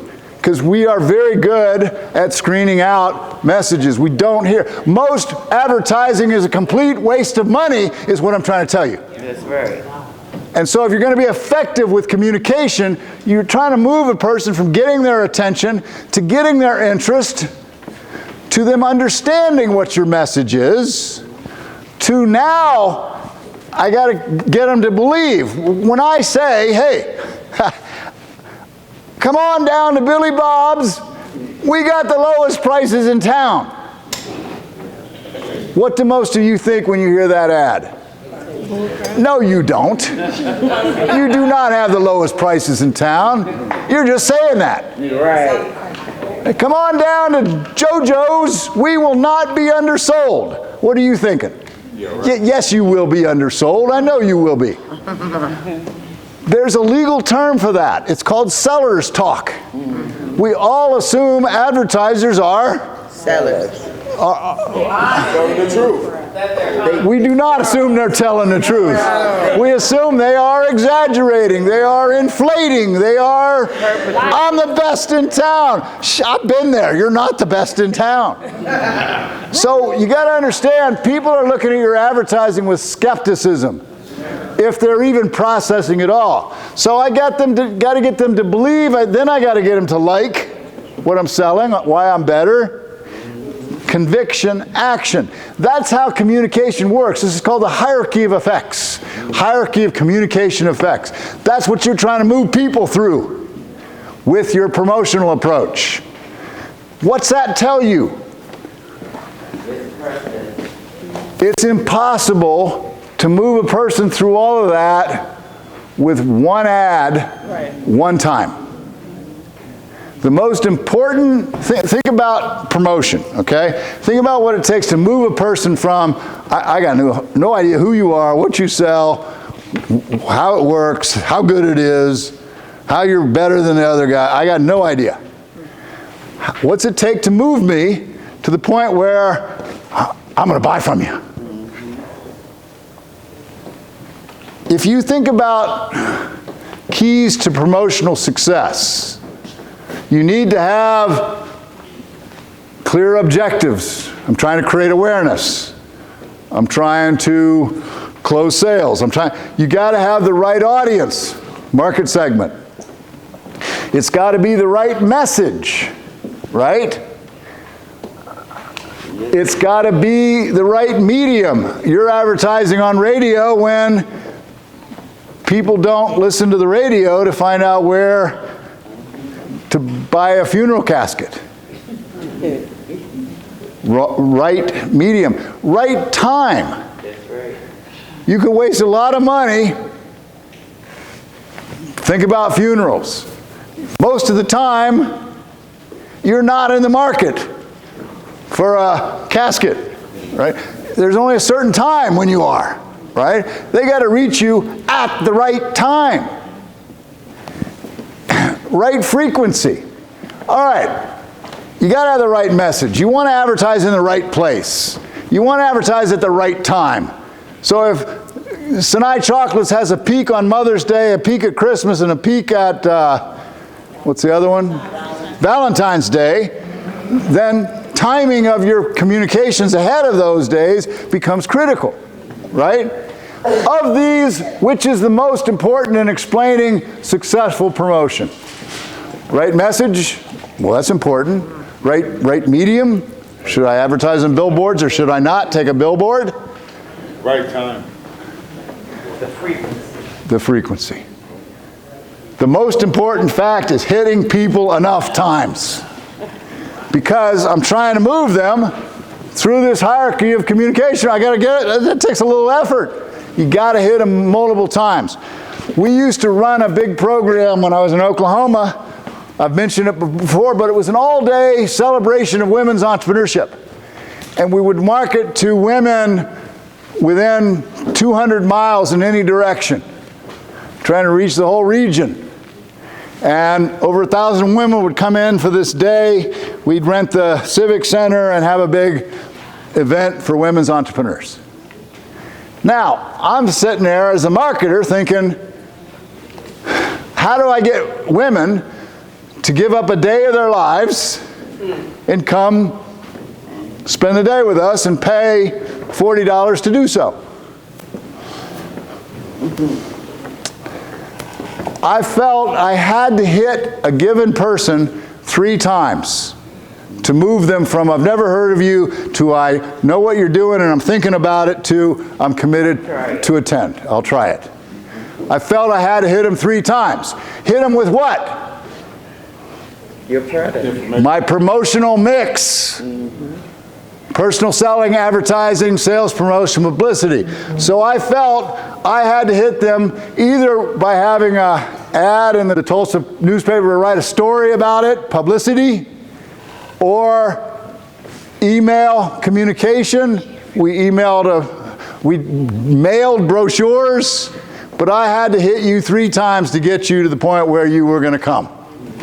So what we're doing here is matching the selling process you engage in to the way your customer buys. You design a selling process that reflects the way your customer buys. Buying drives it all. Does that make sense?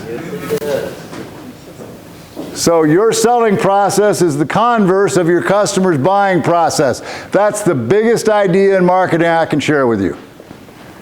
It's not just let's throw it up against the wall and see if it sticks.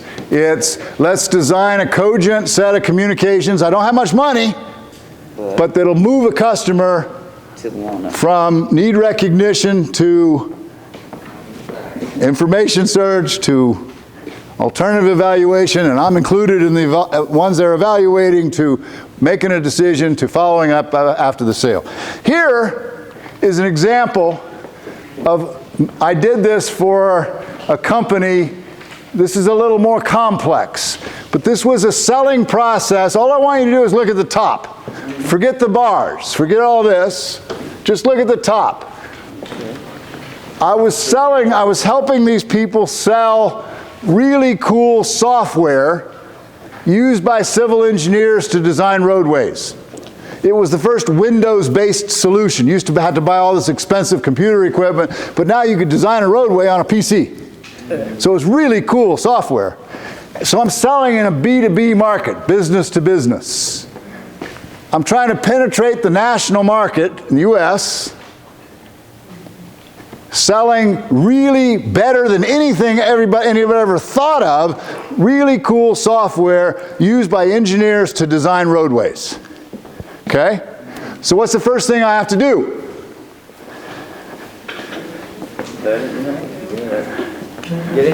Mary's grading you right now. What's the first thing I have to do? Come on, what do we do today? What's the first thing you have to do? Study the customer. Buyer behavior. That's what I did. I took civil engineers to lunch. I took them out for a beer. I asked them questions. I never talked about our product. I just wanted to understand, hey, at your engineering firm, how do you buy technology?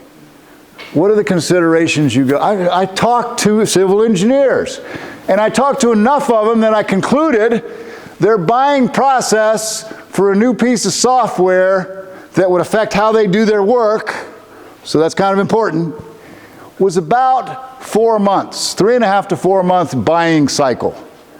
How long from they recognizing a need or a problem to buying 4 month buying process. What's that mean? I have a 4 month selling process. Okay, next thing I needed to do is segment the market. Well, I'm selling to engineering firms, but I had a ridiculously small marketing budget. A marketing budget that wouldn't be enough if I had 4 car washes in South Bend, and I'm trying to reach the whole country. Well, I do a little research and I discover 64% of civil engineers in the United States are in 7 states. What just happened?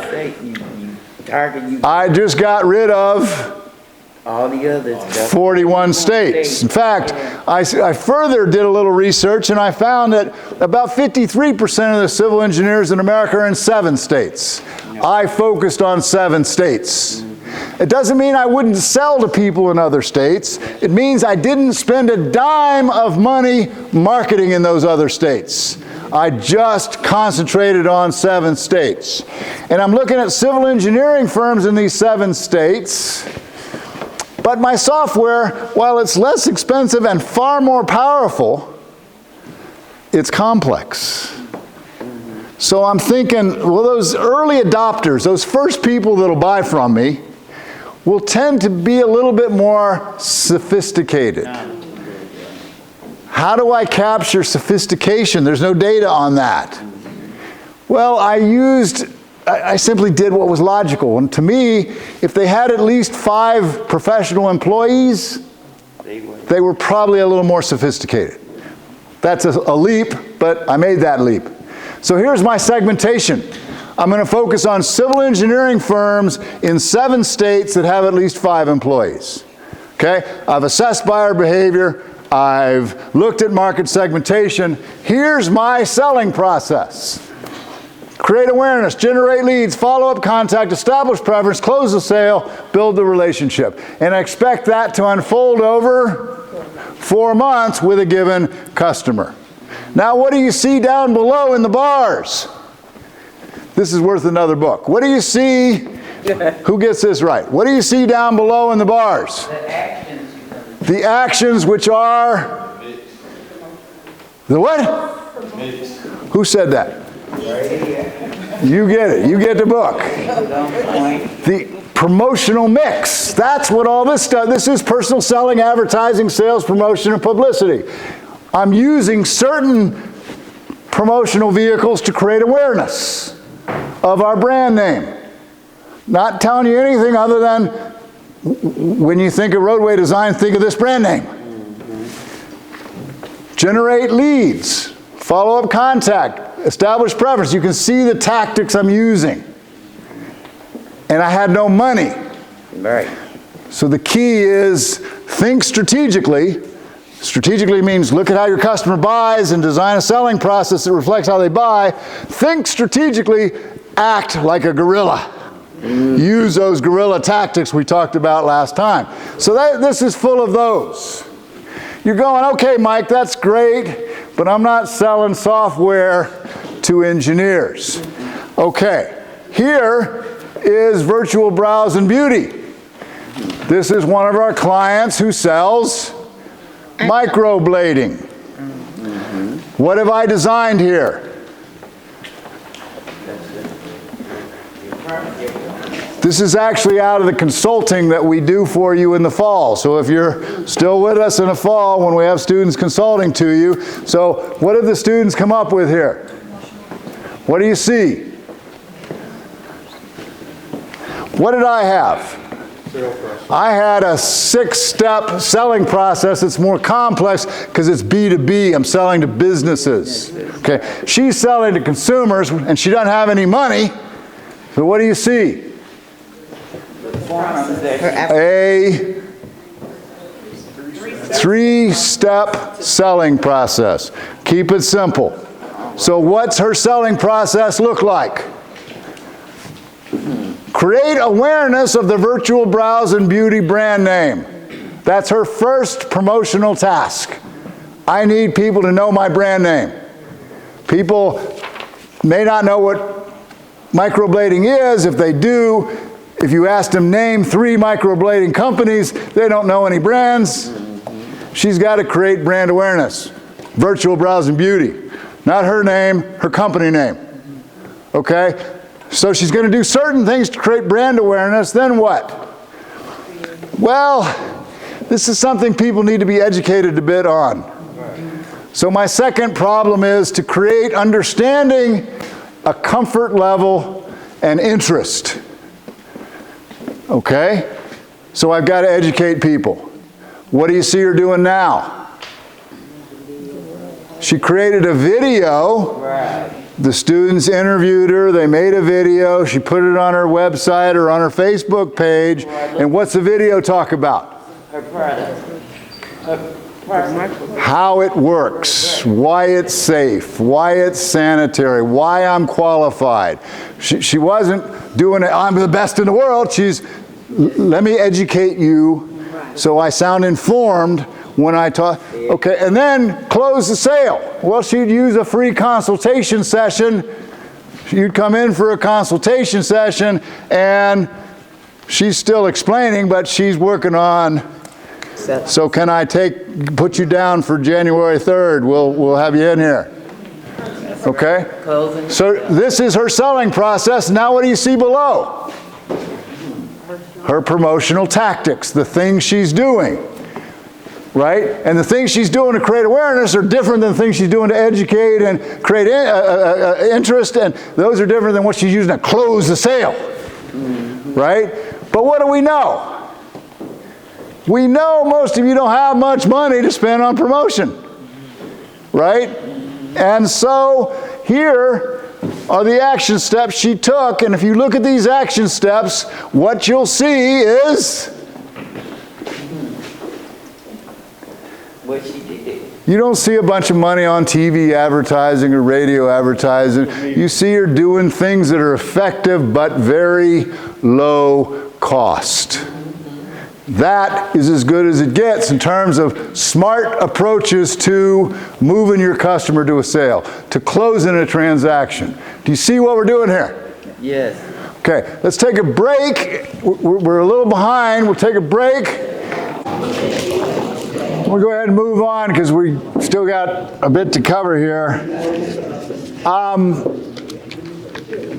One of the things, again, there wasn't a lot of meat in that social media presentation a few weeks ago. So what we tried to do on social media is capture a lot of really key ideas and wisdom for using social media. And so you should have there's a four handouts that we just gave you. They should be 3-hole punched, but these take a deeper dive, but from a fairly practical perspective, into using social media. I'm going to pick up on these in just a second, but I just want to close out what we've been saying here. And so,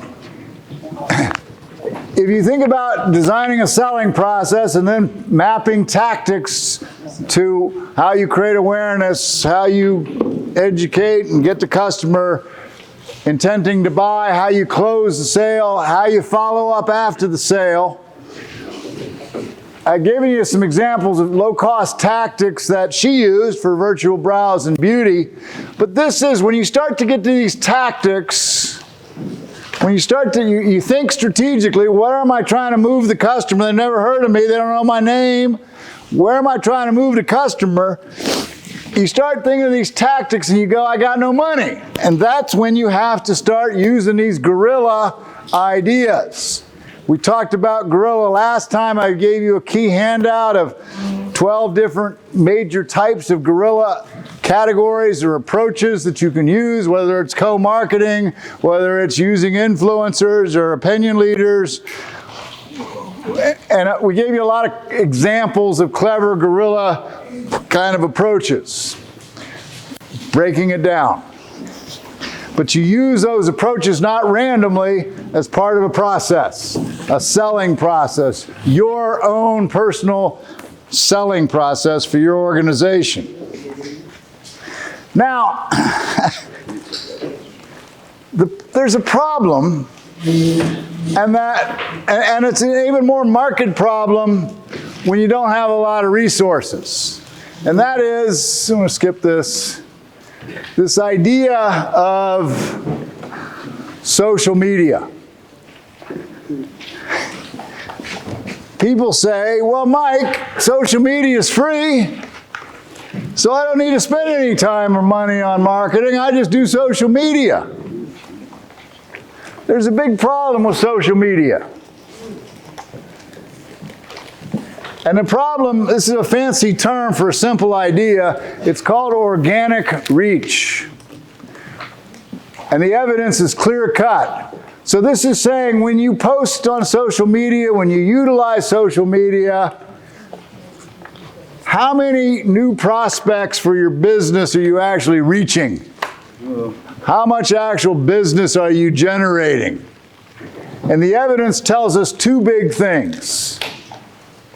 Organic reach of using social media. So I'm talking about Facebook, I'm talking about Twitter, I'm talking about Instagram, I'm talking about Pinterest, or whatever social media platforms interest you. Organic reach is ridiculously small. A. B, it's getting smaller because people are bombarded with so much via social media. So the key to social media is what? And for most of you, some of you further along, more sophisticated, but the beginning point with social media should be your Facebook business page.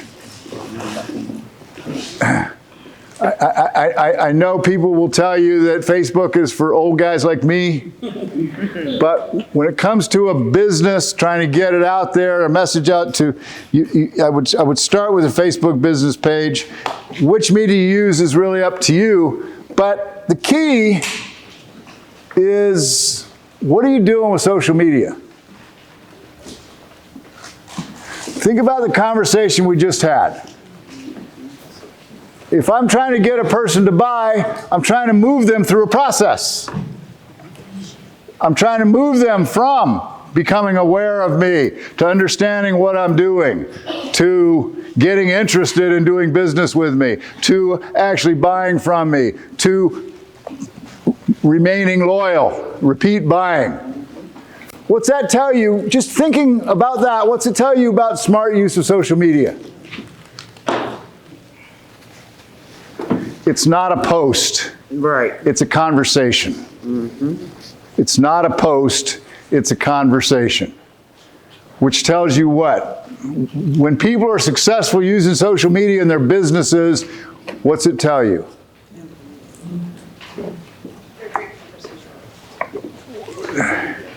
To have a conversation, what do you have to do? You got to communicate. Who you are. Ongoing. If you're going to successfully use social media, then you've got to decide how many hours a week will I dedicate to being on platforms and posting. You've got to have a strategy for that. If it's one message every 3 weeks, you might as well not post at all. It's a conversation you're trying to engender with different audiences. And so, frequency of posting, the thoughtfulness of your posting, the schedule of your posting becomes vital. So don't think of social media as free. Maybe it isn't financial cost, but it is sure as heck time cost. And so the issue is, first, don't think in terms of posting, think in terms of a campaign. As we've worked with some of the entrepreneurs in the program, you may, for that chocolate business, they may have seasonal campaigns. So here's my Christmas holidays campaign that runs for the 3 months leading up to Christmas or whatever. Here, we've had people who do Zumba or workout places, right? Well, when do people decide they're going to join a gym? New Year's, right? I'm going to drop 20 pounds this year, by God, right? So that campaign leading up to New Year's and in the first 2 months is a distinct campaign. And so what I've tried to do on this slide is, if you're thinking more strategically about using social media and you're designing a campaign, so what's the theme of the stream of posts or things you put on your social media? What's the underlying theme? Is it a more serious tone? Is it a theme around indulgence, or is it a theme around joy, or is it a theme around what? Right? Pick a channel. Different social media channels are effective in different ways with different audiences at different times of the day. So is it Instagram? Is it something where the visualization of your products or services really matters? Or determine who you're trying to reach with this channel. Who you're reaching with Instagram is not the same person you're necessarily reaching with Facebook. Determine what you're trying to achieve. Are you just trying to create brand awareness? Are you trying to use your social media to educate the customer on your business and how it works? And are you trying to close a sale? Are you trying to generate referrals? What are you trying to accomplish? When do you want to reach people? The timing question, the content. People don't just like text. Infographics. People love infographics. People like, I don't mean to use the word wrong, but trivia or interesting facts. So are you using video? Are you using graphics? Or is it just posting? The structure of a post. You should have a standard beginning, middle, and end for a post. The message will always change, but the basic structure, so you have you can schedule these posts ahead of time. Determine your tone. Is it funny? Is it playful? Is it sarcastic? Is it informative? What's your schedule? And the beauty, unlike most other media, of social media, is you get all these metrics. Look at the metrics, and there are a bunch of notes in here about the kind of metrics to look at. You want they use the term stickiness. You want people to hang on your site. Is the site there to make transactions happen, or is the site there to drive people to your website? What are you trying to accomplish with what you're doing here? And so we've given you a bunch of tips. They're in the slides, they're up here, they're in the handouts on how to drive traffic to your Facebook page or whatever social media you're using. And you'll see I've got 3 whole slides of clever tactics or techniques people use to drive traffic to their social media platform. I'm rushing here because we're down on time and we've got speakers that are a lot smarter about this than I am, but this is something you can learn. Yes. And you know how I know it's something you can learn? Because you did. No, I don't do it. But you've seen it. But Sue does it. And when Sue joined this program and as our program manager, I think she was probably as dangerous as I am when it comes to social media. But it's been stunning to me how she's learned in terms of the way we use social media just for this program. So I've asked Sue if she would just share a few thoughts about social media. Of the 4 documents that you have, one of them is called 3 Steps to Managing a Successful Social Media Approach. So I'm just going to give us a couple of practical examples of how to apply what Dr. Morris was talking about just now. So does everyone have that one? Okay. So these, I'm going to show you examples of people that actually went through the program and what they're doing online. So if you look at the back here, do you see Important Joe's coffee? So if these are all different pictures from different folks. So when you're looking at them all together, what do you notice about them? Yeah, there's coffee in everyone. Is there like a consistent?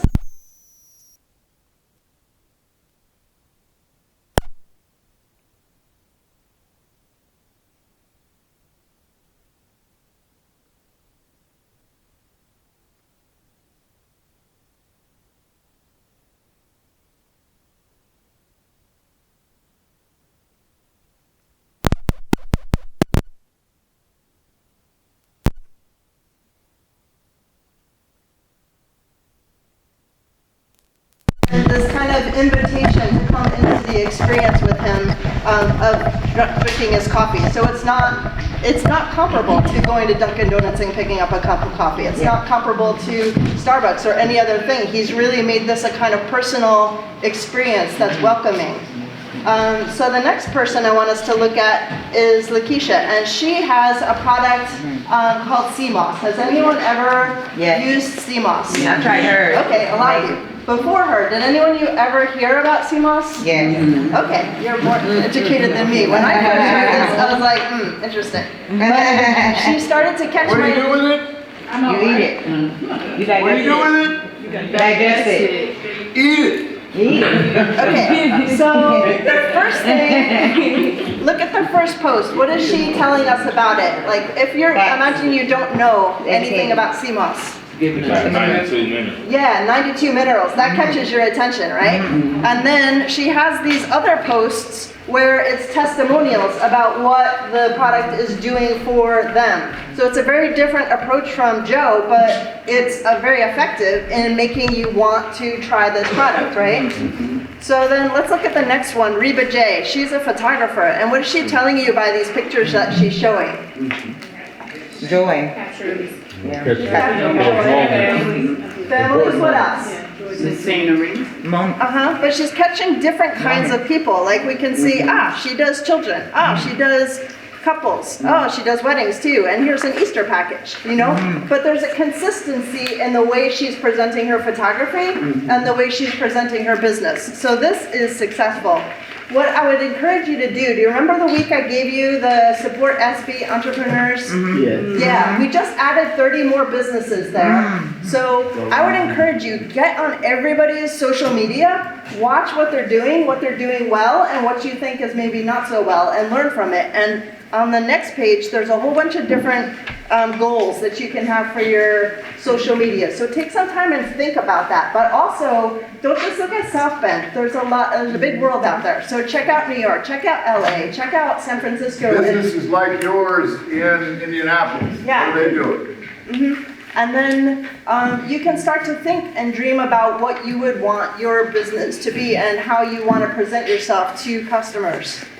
So let's just practice. Now, remember when CDFI Friendly was here? So one thing I did with our page is I thanked him for coming, shared quickly what he did, and then tagged him. So what does that do? I put an @ and then I put his name and CDFI Friendly. What that did was alert his network to look at our page and see what we're doing, and then he responded and he thanked us for being here, so that alerted his network that he was here. So it's kind of like clapping hands, you know, you can have one hand clapping, you're not really getting much attention. You have two hands clapping and people are gonna start to pay attention.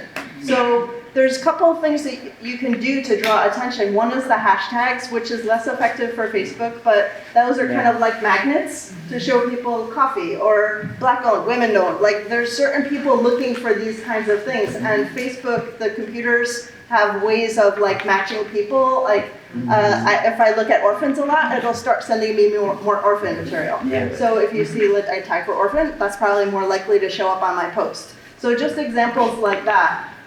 So let's practice with Lucretia. She brought us our coffee today. What could we do to make good posts for her about this? What would you do? If you were her, what would she do to post about today? I would make a post about the class and how I brought coffee, but I would tag you guys in it. Tag me, and who else did you tag?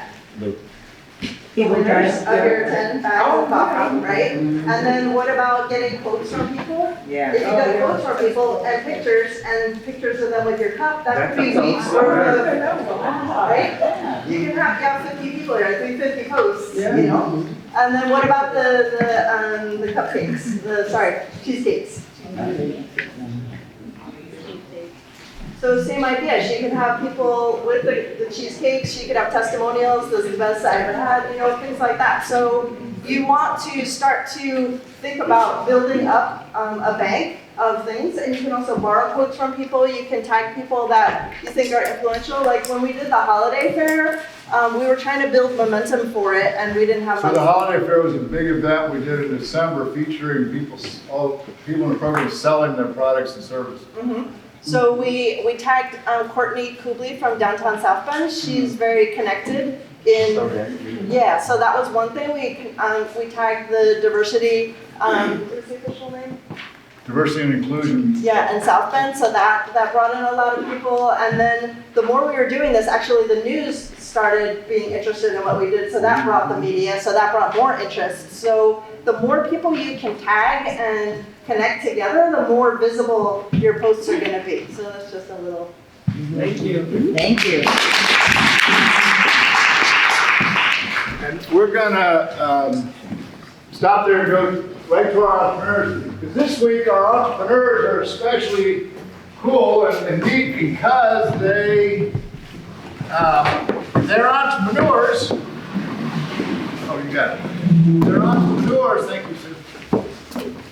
they're both entrepreneurs who built successful businesses, so they know the entrepreneurial journey, but the businesses they built are marketing businesses, so they understand marketing. So please join me in welcoming first Kyle O'Connor from the Alpha Dog Agency.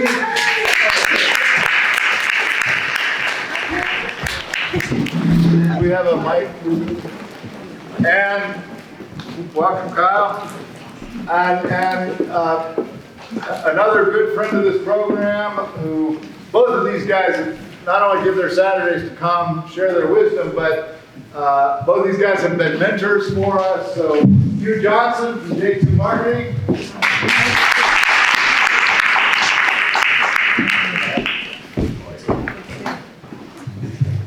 So welcome, gentlemen. It's great to have you. I'd like to start with a general question. Now, I know you consult to work with clients that are all kinds of industries, all kinds of companies, different size companies, but especially people starting businesses. Could you talk about, from your experience as marketing professionals, what are some of the common mistakes early stage entrepreneurs make when they start trying to market their business from the ground up? I'd say typically in the startup stage, the big mistake that we see is when you try to do a little bit of everything and spread yourself too thin. We work with a lot of small to medium-sized businesses, and we like to look at as much data as possible so we're making informed decisions. If you try to blitz every avenue of marketing, every kind of topic you can get after, those dollars can start to add up. And even if it's not physical dollars that you're spending, it'll be your time, your resources that you're putting towards some avenues that might not help. So I guess the upshot of that would be spreading yourself too thin and trying to do a little bit of everything. It's very exciting when you start a business. You're reading these books, you're listening to these podcasts, you're seeing these movies, and you're like, well, this worked for them, this worked for them, this worked for them. And there is a temptation to try everything and to make everything work. We try to narrow that focus a little bit and say, let's start with this, let's get some data, let's see what's working and what's not working. Then we can lean into what's working and lean away from what's not working. Great. Well, first of all, I want you to know that coming in here on Saturday morning has nothing to do with any of you. It has to do with the large retainer that Mike pays me. Thank you for that. Actually, it's quite the opposite. I'm very, very, unless you're getting bill. I do, and he keeps not paying it. Anyway, I'm very proud of you. This is kind of a highlight for me because I need to know that you folks exist. And you are unicorns in this community. You need to understand that. For every one of you who is here, absolutely committed to your future and to a business that you are passionate about and praying can continue and can grow. That's for every one of you. There are dozens of other people in this community who just feel lost, don't know what to do next, and they're afraid to try anything. You are fearless. Proud of you. Thank you. Anyway, mistakes made. Yeah, Kyle is exactly right. Trying to do everything all at once. But I also think that there's a mistake made if you aren't intentional about your marketing. What I mean by that is you're not just grasping for something that you can afford and that you think might help. I am a big advocate. Find a coach. Work with an agency if you can, but if you can't, find someone who you respect how they put their life together and how they put their business or their career together, and ask them to kind of be a coach for you. Let you run things past you. Don't make it a family member. They'll lie to you because they love you. If you suck, they won't tell you that. But find somebody who will tell you that, and then will say, you know what, but I care about what you want to do, so listen to me. And if you find that kind of person, that's gold. That's right. Thank you. Right. Thank you. Yeah, I got to tell you guys, this is a bit more faith-driven group. There's a lot of amens and.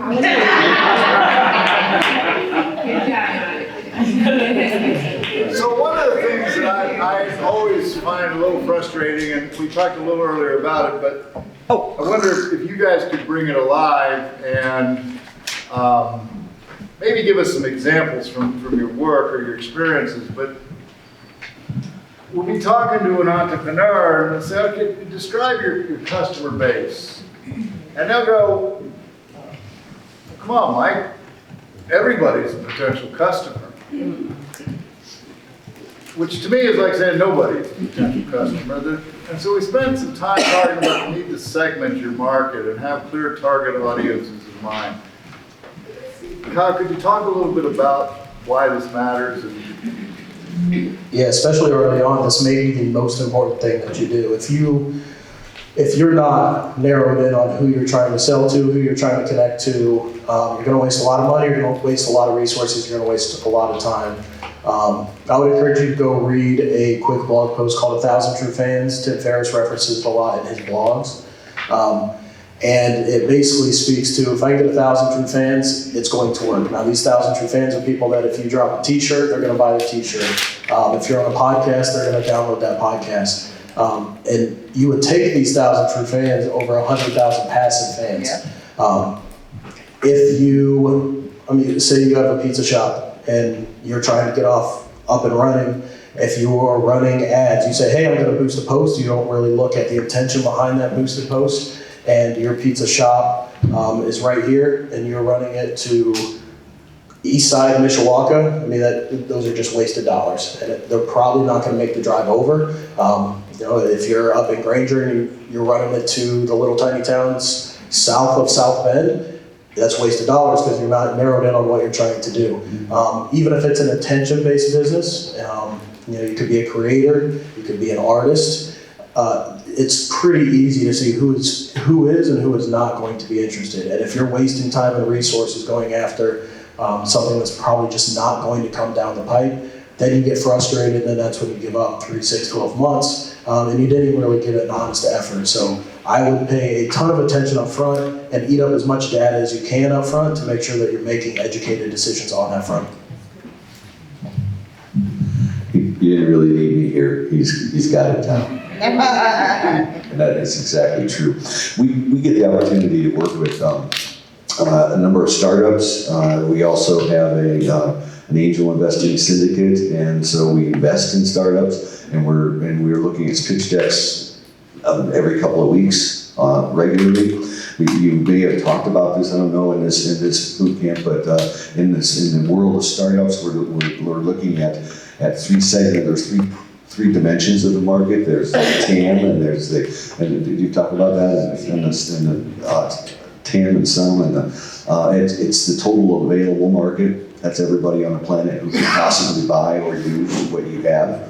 And then there is a total addressable market, which is not all of those people. It's usually limited somewhat, maybe by geography, or perhaps you are Hispanic and have a Hispanic business, and so you're not going to reach a lot of English-speaking people, something like that. You have to narrow it down, and then there's the obtainable addressable market for you, which is your sweet spot, the people that you most want to reach. Let me give you an example. I've had several opportunities, thanks to Mike, to mentor entrepreneurs through his programs. One of the early ones, I don't know, he came out of this program, I believe. First time he sat down with me in my office, and I was there as his mentor. He spent the first 30 minutes just pitching me on everything he could imagine that he could do with the business ideas floating through his head. He was passionate and amazing, and Must be Corey. yes. I don't know, Corey Pringle, some of you know him. He went on and on and on, and he was so passionate. And I said, at one point I just said, whoa, time out. Okay, you're wonderful and you're passionate. Pick one. Pick one. I'm only going to help you with one thing. And once you master that, you can start looking at something else. That was an excruciating experience for him because he wanted to do everything. But when he finally came back to me and said, here's what I think I need to go focus on. it wasn't even one of the things he originally talked to me about. It evolved from him saying, narrow it down, laser focus, make one thing work. And since then, he has been killing it. And he's expanding and scaling, because now he can do it from a position of success, not just a floating around hoping something good happens. Well, let's take that example. Because Corey is a videographer, and he decides he wants to penetrate the B2B or business-to-business market. So he's trying to sell video services to companies, right? How do you segment that market? How do you break it down? Do you focus on national companies or companies that are locally based? Do you focus on companies with single locations or multiple locations? Do you focus on larger or smaller? What I'm proud of him for, because he's about possibilities, and he's like, but I think this is a good example where you helped him, but he ultimately brought the discipline to his thinking. I'm just going to focus on restaurants. And he came up with some clever guerrilla tactics to get on the radar screen of these restaurants. He'd go do a video about them that he didn't charge for, and they got curious, and now he's getting restaurant businesses because he understands, he studied restaurants, he understands what their needs are, he understands better who the decision maker is and how to make the appeal to those people. Kyle, on this, I don't want to leave the segmentation issue. Could you talk to the fact that sometimes if you have two different market segments, you might have to market differently to this one, then the one size fits all doesn't work. Yeah, for sure. I'll give you an example from one of our companies, Point Guard University. We do basketball camps and training, and we really have to separate the messages between, are the athletes or the kids going to see this message, or for camps, usually about 75 to 80% of the time, it's moms signing up the kids for the camps. So we have messaging, and a lot of our stuff runs on background ads. So on social media, you have surface level ads, you have background ads. Surface level is what lives on your page all the time. You go to the page, it's there, you can scroll through it. Background ads are not gonna live on your page, it's what's being served through Facebook, Instagram. It's still fairly inexpensive on social media, and probably the first step you wanna take into paid media. But for the background ads, we make sure that the messaging is very different. So if we want to get in front of the athlete, and the idea is that the athlete then goes to mom or dad and says, hey, this looks cool, I want to do training, or I want to go to a camp.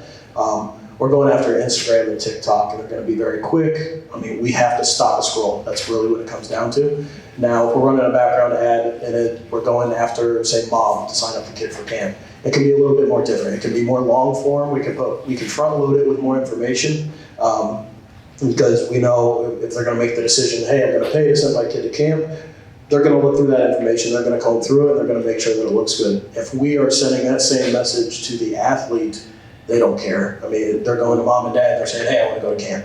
And if we're sending the message that we put in front of the athlete to mom, she's going to keep scrolling because there's not enough juice there. So that's a real good way to do it. And it doesn't matter what your vertical is or what your business is. You have to know who's going to see this message and how is it going to be portrayed. Then once you start getting up into Google ads, for example, you can have 60, 70, 80 different ad sets, because it's 60, 70, 80 different ways that we're getting in front of people and relaying that message. So what's Kyle telling us? I know. You didn't use these words, but what did you say? You're gonna market differently. You got to study your customer and how they buy. You got to have a sense of who's the decision maker or the influencer you're trying to reach. The customers are going through a buying process, and you're trying to develop insights on how to market based on the way they make buying decisions, the way that they're going to do this. Do you have an example of maybe? Sure. So we have two different segments, two different markets? Dozens of them, but one of them that comes to mind this morning, and a lot of it based on what Kyle just said. And a few years ago, we were approached by an Amish guy named Shane. I don't even know what telephone he used to call us, but anyway, he called us because someone had recommended, and he said, I have a great butcher shop, but I can't, and I'm out in the middle of nowhere. I'm on County Road 40 something in Wakarusa, Indiana. Nobody drives by my place by accident. They have to be trying to find me. He said, so how do I increase my sales? How do I get more people in the door? We did what is most important in the beginning of a marketing campaign is market research. I think what we've just been talking about. Whose eyeballs do you need on you, on your brand?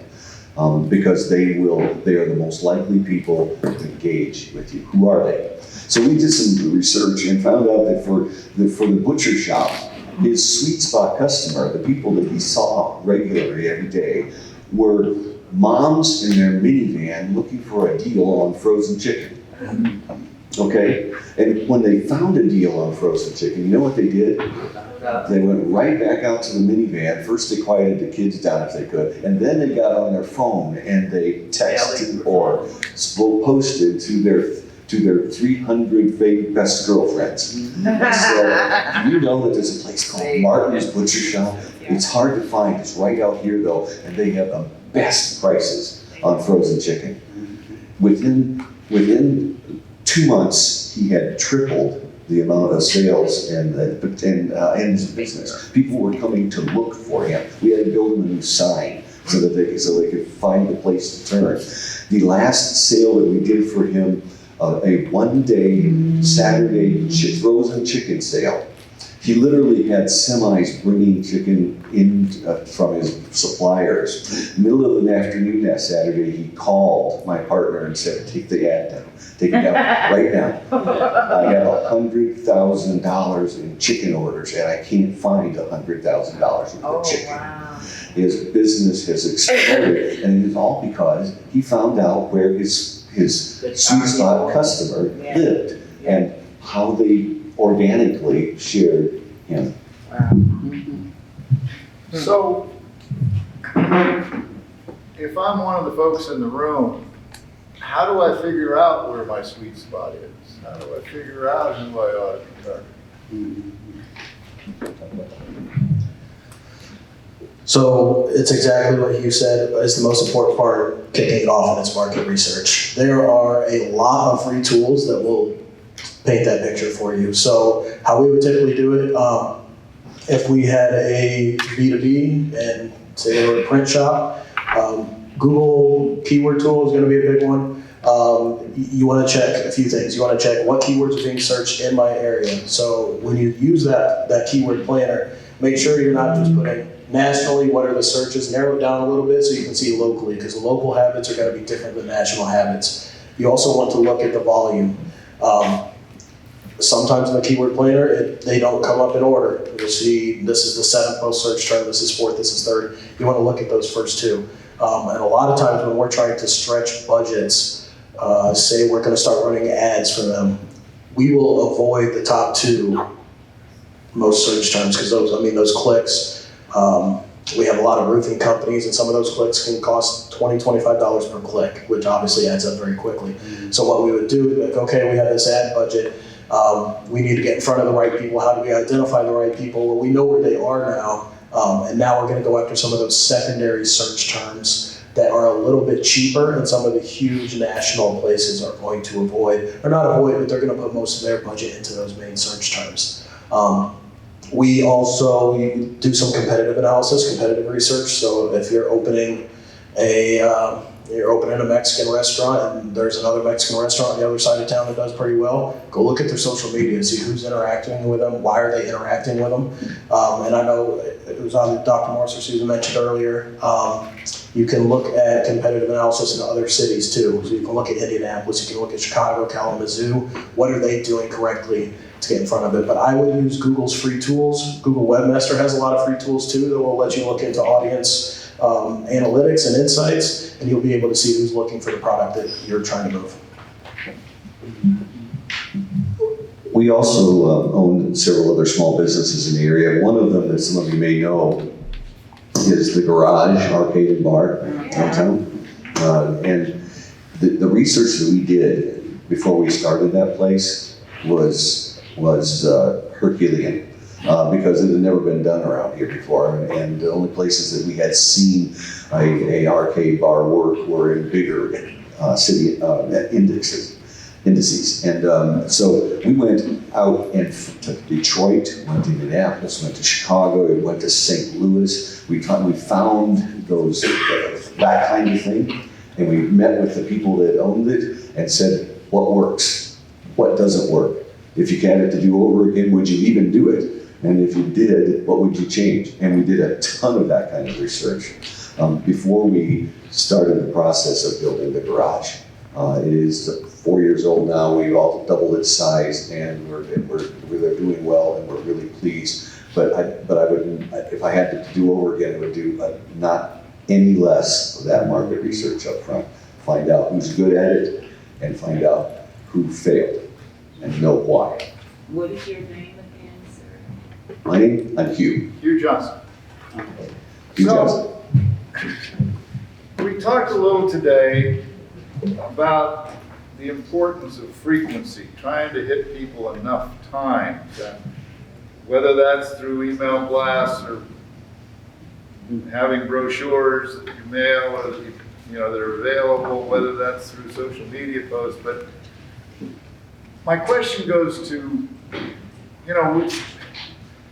we go through a day in our lives and we're bombarded with information on every front, far more information than I can process. So I ignore most of it. How do you cut through the clutter? How do you cut through the noise to create visibility for your business? Kyle is really good with data points. But I'll say this first to what you just said. Every one of us live, your screen is right here, right there by you, it's your hand. It always is. Yeah. We live in a sea of noise. Data is coming at us, information that all we can hope to do to survive is to sort fast. And so the most precious commodity on the planet in 2023 is a tiny slice of someone's attention before they swipe left and delete you. And if you're fortunate enough to get that tiny slice of their attention, you better be remarkable. Something that causes them to pause the thumb, take a look, and that's what you're after. That's the beginning of your success. Yeah, and it's not going to be easy. We call it density of repetition. That comes up a lot of times in business to business.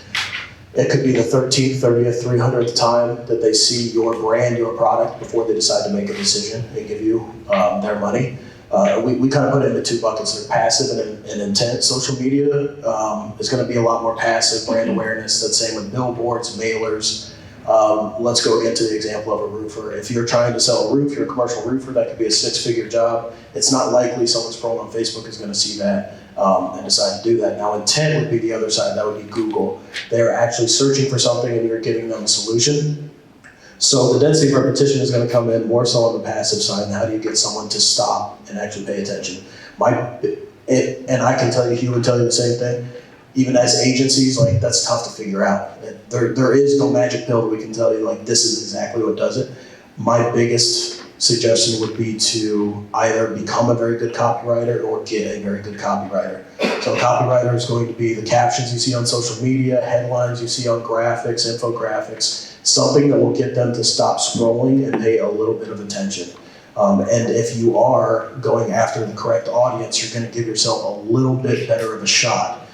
Because it's already been vetted, they're already predisposed to have some interest in what you're offering. So you can up that percentage a little bit rather than just, trying to do buckshot. Everybody and anybody, let's hope they get them to stop scrolling. So make sure you're going after the right audience and be very intentional about the copy that you're putting out and the words that you're using. I'm far from a great copywriter. What I try to do when I am forced to write copy is, if I were on the other side of the screen, what would get me to stop? And I try to make it as simple as that, because as bad as I am at copywriting, I'm probably about that good as a consumer. I click a lot of things. So I know what can get me to stop and actually click on something, and I just try to do that. Well, Well, you opened the store, so let me walk through it.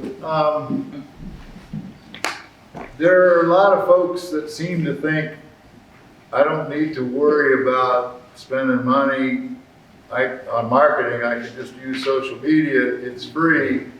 What do you tell them when they say that? It's not going to work super well if you're just relying on organic social media. And honestly, the last few years, it's gotten even worse and worse, where Meta, which owns Facebook and Instagram, and even LinkedIn, TikTok, name the platform, it's more and more becoming pay to play. If you post organically, you better have a ton of engagement to start getting seen. Now, and that's also very different B2B and B2C. B2B, it's going to be nearly impossible to make an impact organically on social media. It's a higher price point, and it's a bigger decision that you're trying to do. B2C, now if you run a restaurant, you have a salon, something like that, you could have a little bit more luck organically, but you're still going to want to supplement with some paid media. It's really tough. I mean, I'm sure everybody in here scrolls one social media channel or another every single day, and you see how many places are vying for your attention. It's really tough to do organically, and organically just meaning non-paid. Exactly right. And understand this, your learning curve on how to use effectively things like social media, you have to use it. Everybody does. I mean, the Fortune 100 companies do. You will always need to do it. So make it a part of your life. Do what Kyle said, find somebody that's better at it than you as you grow, as you scale. But also understand that it's just one of the avenues to express your brand. See, I don't know if you know the difference between a brand and marketing. Your brand is your identity. It's who you are. It's the value sets that you represent. The marketing is what draws people to that brand. And social media can be one of those tools that you use. But as a startup entrepreneur, let me stress something. You've got to be a salesman. And I know some of you are you say, I make this product or I provide this service. I hate sales. You can't hate sales and build a business. You will always be the number one salesperson for your business everywhere you go. And that means you have to be everywhere. I have new startup people say to me, Hugh, how many of these networking things should I go to? That's what I say. All of them. Yeah. All the time. I was at 3 this week. I'll be at 4 next week. And I've been doing this for decades because I want to stay visible. And now I get referrals on a regular basis just by walking in the room. Another little quick thing I'll tell you to do that really does actually make a difference.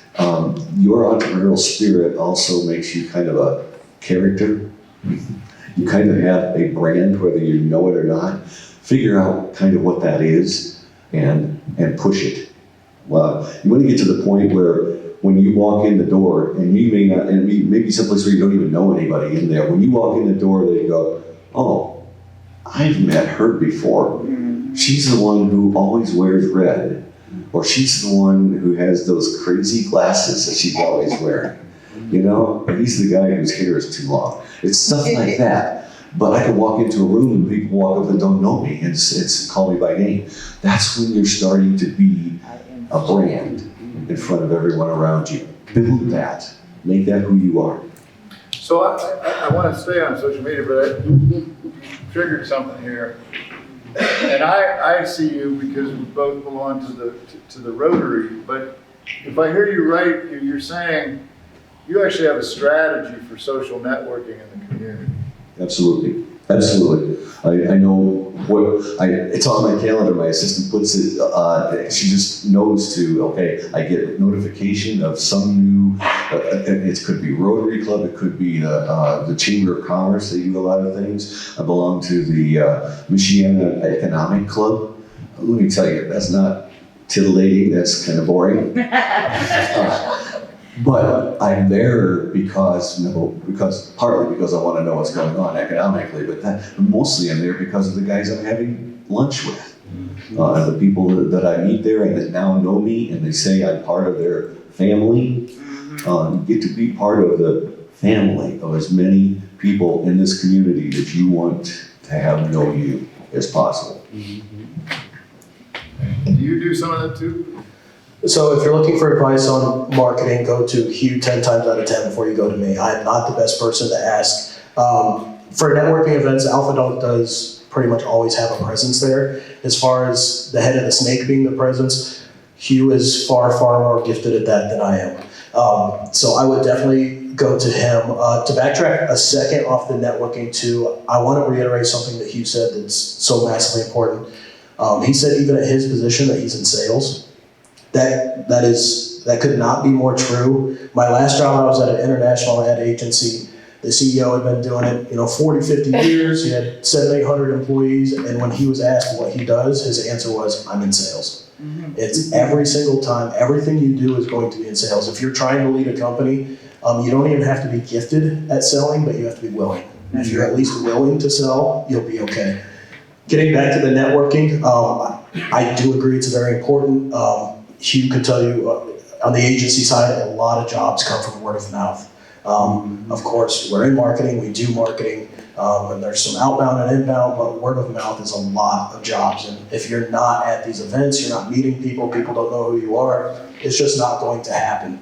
But as far as actual advice on getting out there and networking, definitely go to that side of the room. Hey, Kyle, go ahead. No. I was just going to give another example I'm giving another example of one of the entrepreneurs I had an opportunity and privilege of mentoring from this program. And you probably know who she is, Taylor Lake.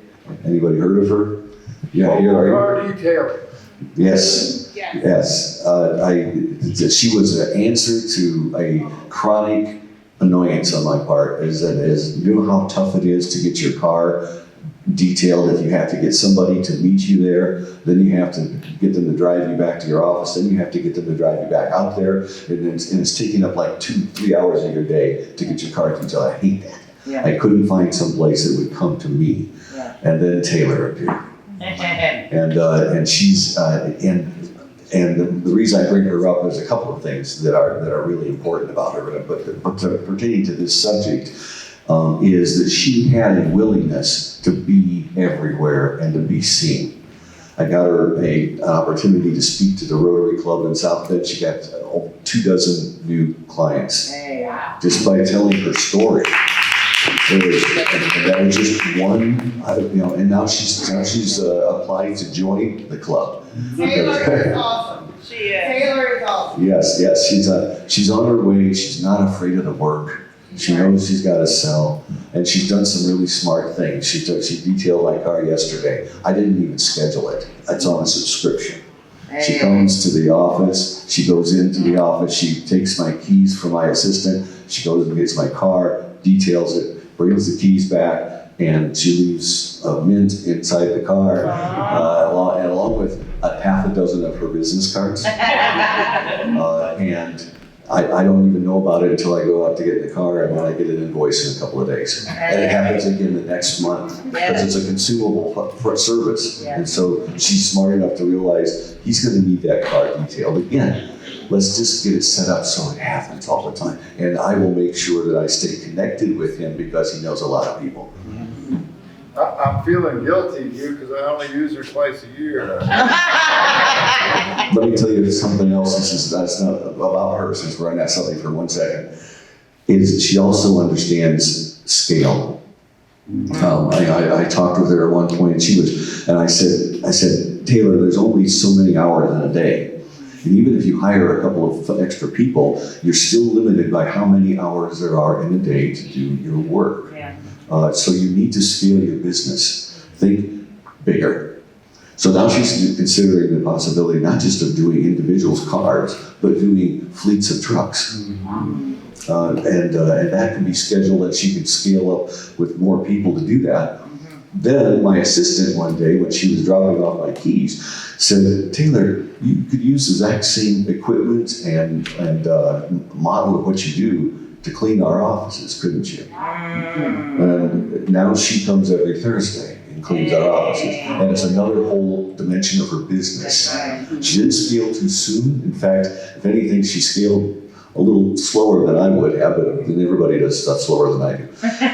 But they don't make as many mistakes as I do. What I'm saying is that you begin you look at your business, you master what you have in front of you, and then you look around and ask, okay, the people whose cars I'm detailing usually have offices or homes that they could use my services as well, and they already trust what I do. It's an easy sell. So, Kyle, we can go back to something you mentioned a little earlier. You know, we had a wonderful entrepreneur in the program a few years ago who offers a doula service. I didn't know what doula was either, but now I do. But she came up with this post that she had in her social media that, if I remember it all, you know, I forget a lot of things, but it was this great piece on Black fathers who were amazing fathers. And it had the kind of power that it was worth boosting. Could you explain, you mentioned the word, but what does it mean to boost a post? And is that a waste of money or not? All right, so boosting a post is basically putting money behind it. It's what would then venture into what we would call paid media. If you're talking Meta, which is going to be Facebook and Instagram, you have two ways to do paid media. One is boosting. You see a post, Facebook is often going to try to get you to boost it. It's going to say, do you want to boost this? And that's pretty straightforward. They're going to ask you, what link do you want to send them to? What are your goals for this post? What age range, what demographics you want to have. It's a great way So I just want to boost in the local area, I can do that. Yeah, you can go by zip code, county. It's a great way to get your feet wet into paid media. You will be able to be pretty specific, and you might just want to choose specific posts like what you mentioned. We try to make all of our social posts for clients lean on emotion, but I mean, it's tough to do that. It's real tough. Now we know when some posts are gonna go very well. One of our clients, not far from here, Linden Grill, we know when we put Fonnie Mac in a post, it's blowing up. So we kind of keep that in our back pocket, and we wait until we need a little bit more traffic. A good way to think about it is benefits over features. Like when Apple first started marketing the iPod, you know, they did 16 gigabytes of song, it's gonna be this. It wasn't getting much traction. They scrapped it and they put 10,000 songs in your pocket. It's the same amount of information, but it's a different message, and it just translates a little bit better. Now, once you get beyond boosting and you get into true paid media, I'm sure you've seen like the Facebook Meta suite, like the business suite. They're trying to push you to that, and that's background posts where you can have actual campaigns. So say if you, let's go back to restaurant. If you're a pizza shop, you can have a campaign for this is our weekends. This is Notre Dame weekends. We're usually slow Monday, Tuesday, Wednesday, Thursday. Let's have a campaign for that. The messaging is going to be different based on the behavior you're trying to attract. So that would be, in a nutshell, what boosting would be. But definitely get your feet wet with just hit boost post. It's pretty straightforward. You're gonna have about 7 or 8 options. Maybe we'll only do like $5 on the first one so you can see how it goes. But you can do as little as $5. Can I add something to what you're saying? And I'm about to boost my post. If you don't mind, can I see the microphone?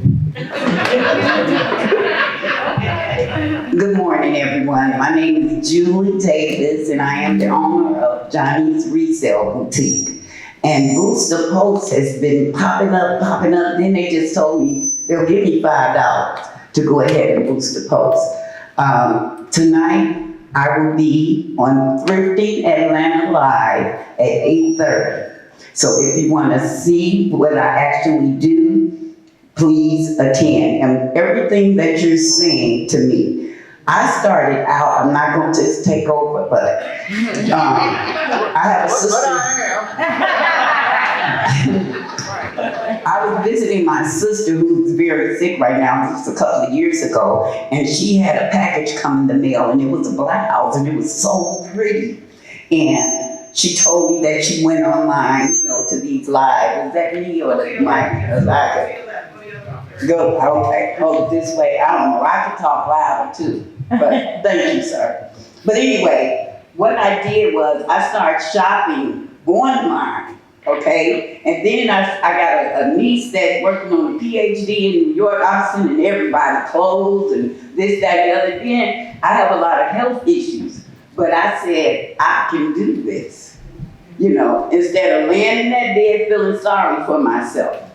And I just purchased stuff, and y'all see, I love to talk. I always been a go-getter. I told him I may be sick, but I personally have 3 degrees myself. But anyway, it took off like wildflowers. Yes, it did. And most of my customer base in the United States. Amen. So if you all got time for the kickback, and even if you personally, because I work out of my home, I did my first, breakthrough versatility at a fade shop, and I'm just doing my sons. They thought I was crazy and stuff, but it was something that I wanted to do, not for me, but I give a certain percentage of my proceeds to multiple sclerosis because I have multiple sclerosis. I've had a brain aneurysm, both knees replaced, missing this, and they wanted to have me on there. I sent Susan a copy of one of my lives.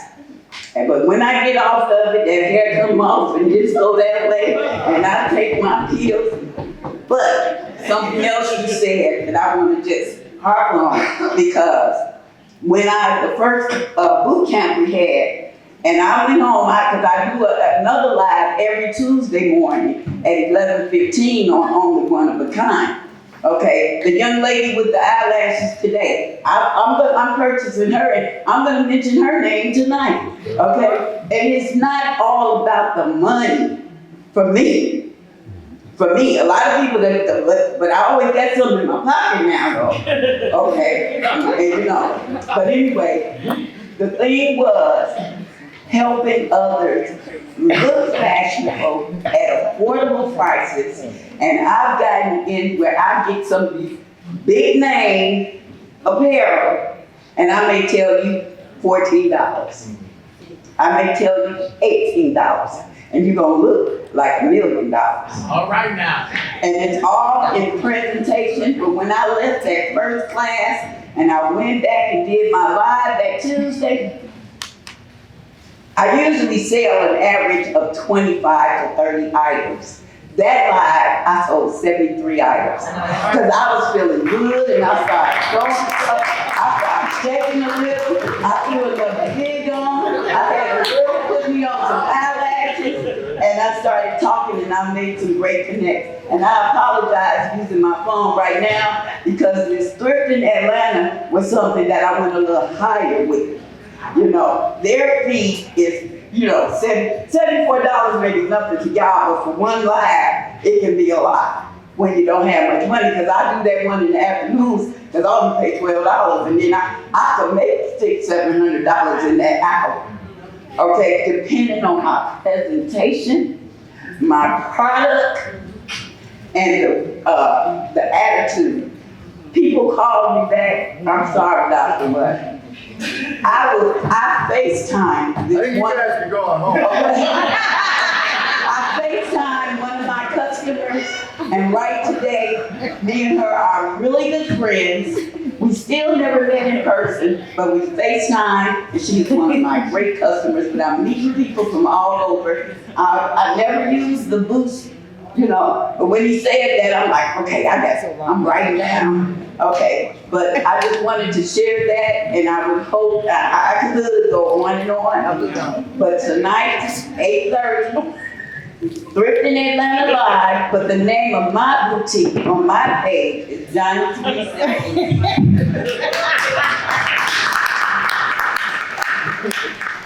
Thank you. All I can say is amen, sister.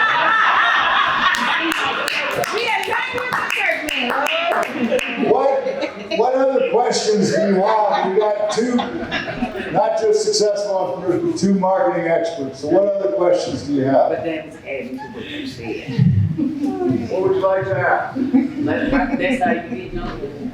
I know you're still stunned by that.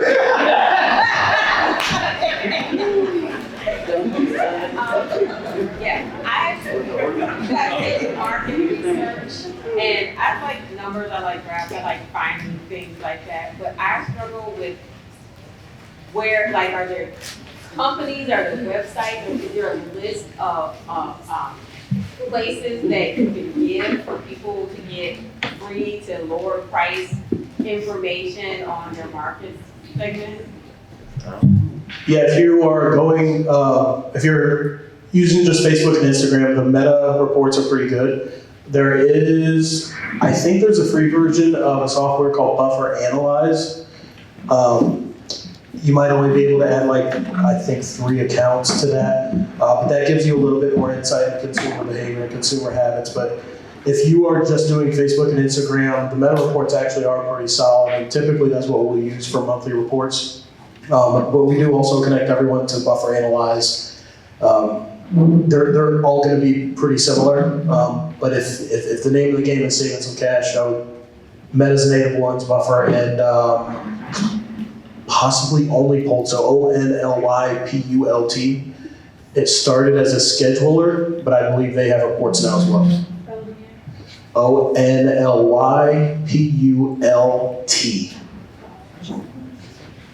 Yeah, I don't know if you had anything to add on the research, but so there are these kind of sources. You know, you'd be surprised, though, I find it ironic that I would recommend Google, but, you know, we had a person in the program who was, actually her husband spoke a Gill, but she has an amazing voice and is in music, and she's concentrating on selling musical services to funerals, people having funerals. It was quite interesting just Googling simple questions like, how do people make funeral decisions? The kind of intelligence that pops up. And so I think you can find a lot of things that way by just asking basic search kind of questions about how do people buy coffee? How do people, and that might take you to some stats and so forth. I also very much strongly encourage you to talk to people, talk to customers. And be researching all the time as you interact with people in the marketplace. Getting down on time, any other questions you'd like to ask? Yes, sir. Kyle, you said, you spoke about the importance of copywriting. How has AI changed that, and how can small businesses utilize things like ChatGPT but sound more of a human versus a robot? Yeah, that could be another hour, but we do use ChatGPT, honestly, even at the agency level. We will use it for some of our B2B clients where it's not real easy to do copy, to be honest. Like one is like tube bending. I honestly know nothing about tube bending. I don't really know what that means. But we have to pump out content for it, so we have to become experts in it, or we have to know what we're talking about. So we will use ChatGPT to get a baseline of like, what are 7 benefits of fill in the blank service? What are 7 hidden perks of fill in the blank service? And I don't copy and paste what ChatGPT tells you, but it should give you a baseline or some kind of skeleton to work with to put some of that information from one side to the other. It's not that different from what Dr. Morris just described, which is asking Google questions. With ChatGPT and some of the other AI services, Jasper.ai is a software that we use that's really good. And that also does, social media captions, headlines, blogs, that kind of stuff. I guess it's more straightforward than Google. With ChatGPT, there's going to be no frill. You don't have to go hunting. It's just going to tell you, the 6, 7 kind of actionable steps. So I personally use it. I think it's going to get more and more narrowed down and useful as we move forward. But definitely put your own spin on it and just use it as a baseline or a foundation to learn a little bit more. What else would you like to ask? AI. These guys usually charge for this advice. $300 an hour, guys. I just wanted your information, Hugh, because I already have yours, Kyle. Okay, not a problem. I want to affirm what Kyle was saying about the whole area, the whole world, the universe of AI. It's coming, it's here. Yeah. You can't ignore it. Don't depend totally on it. But it becomes really important when you're talking to potential interactors with your brand who know their stuff and you don't know their stuff, their world as much. It doesn't take them more than 3 sentences of content for them to say, this lady doesn't really understand. This is my industry. So make sure that you're careful with that. It's a big deal, content that connects. And I'm trying to hire another copywriter. You don't have one that you don't need, do you? Or you might have one I need. So I'm killing my copywriter with work right now, and she just left yesterday and said I'm not even answering the phone for the next week. But that's because there is so much data that needs just going out to people. It needs to. You're going to finish up. I was going to say, if you want to do any more questions, I'm going to say that one of the things we say to clients always is step away from your business and sit down in front of, we talked about this today, in front of the screen and be a customer first. What does that customer are they looking for? Remember this, that every sales purchase is an emotional purchase. Now, some people want more data than others, and you use data to justify your purchase. But whether you're buying a piece of jewelry or a bag of coffee or I don't know why this is on my mind, a corporate jet, there's whatever that size of that purchase is, when it comes to the very decision to do it, it's an emotional thing. Will I be better off? How will I feel when I do that? Think that all the time. When my potential customer gets their eyeballs on my brand, have I somehow communicated in that short little time their life will be better because they touched my brain?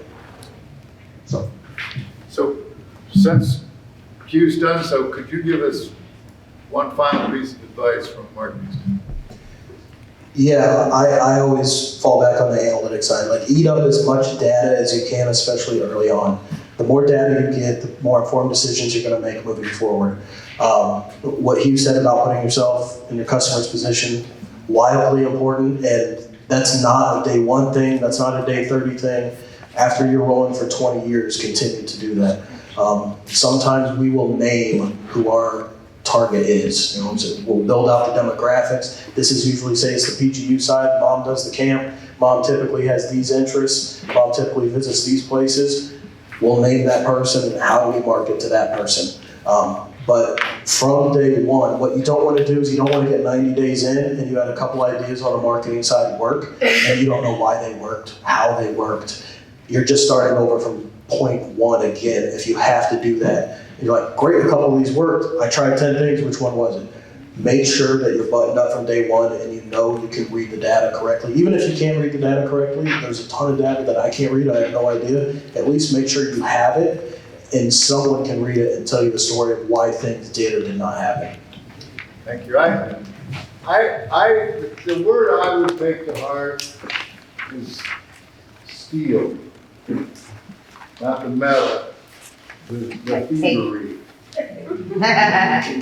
What I'm saying is, there are people starting businesses or running businesses like yours in Milwaukee, in St. Louis, in wherever.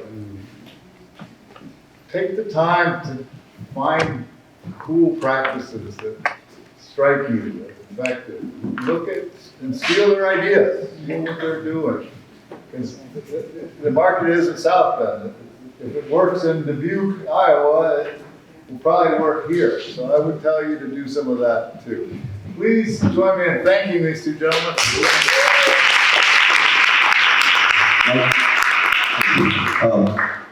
a sales leader that I learned a lot from said once that your growth depends on two things: the books you read and the people that you meet. That'll make up who you are. And so we have a library. My team all knows that to come to Hugh and say, I like this book, and I just send you over to my assistant and she buys it for you. The only thing I have to promise is that you'll actually read it. So I gave this book by Don Miller, Building a Story Brand, to new clients all the time. In fact, I walked into a client's office before and laid the book down on his desk and said, I'm not working with you until you read this. And that once I get over the shock of you actually walked into my office and told me that somebody gave me an assignment. Right. Yeah. So I don't care how you decide who gets that, but that's for somebody here today. Thanks for having us. You know your book anyway. No, it was Was it you? Yeah. Oh,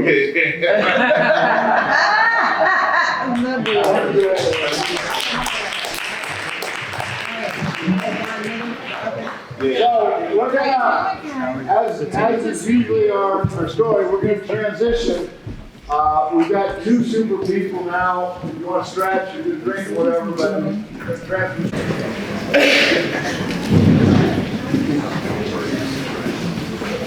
First up, we have a special guest from the University of Notre Dame, from procurement at Notre Dame.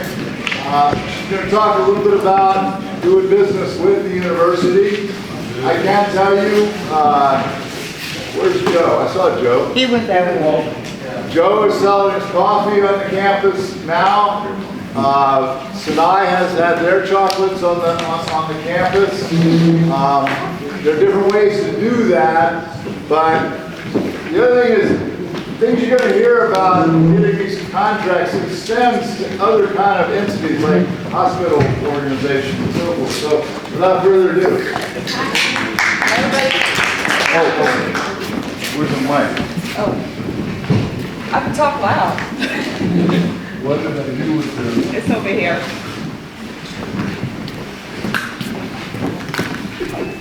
This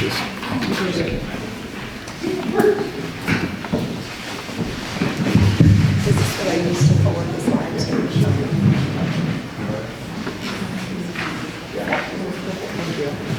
Hello, everybody. My name is Charity Roberts. I am the Assistant Director for Procurement at the University of Notre Dame. So it sounds like a really fancy title. I am not a fancy person. So I'll just give you a little brief background on myself. So when I was 18 years old, I joined the military because one, I didn't have money for college. Two, I didn't really want to go to college. So I figured they would train me, house me, feed me. So I did that for 20 years. When I started in a procurement position.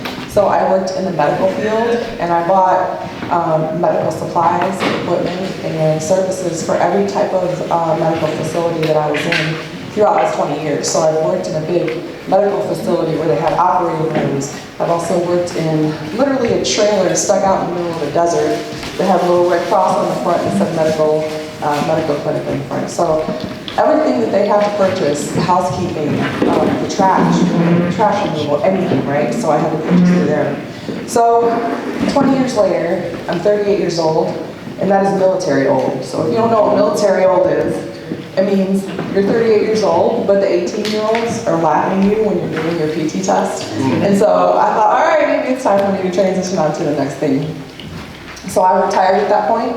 And then I moved back here to where I grew up. I grew up in Constantine, Michigan. I don't know if anyone's ever heard of that tiny little spot in Michigan. Yeah, it's a village. Oh, okay, Niles, yep. So I came back to this area, and AM General had a position open for a buyer in their supply chain. And so I thought, well, this is kind of a natural transition for me because I'm going to be purchasing using federal funds.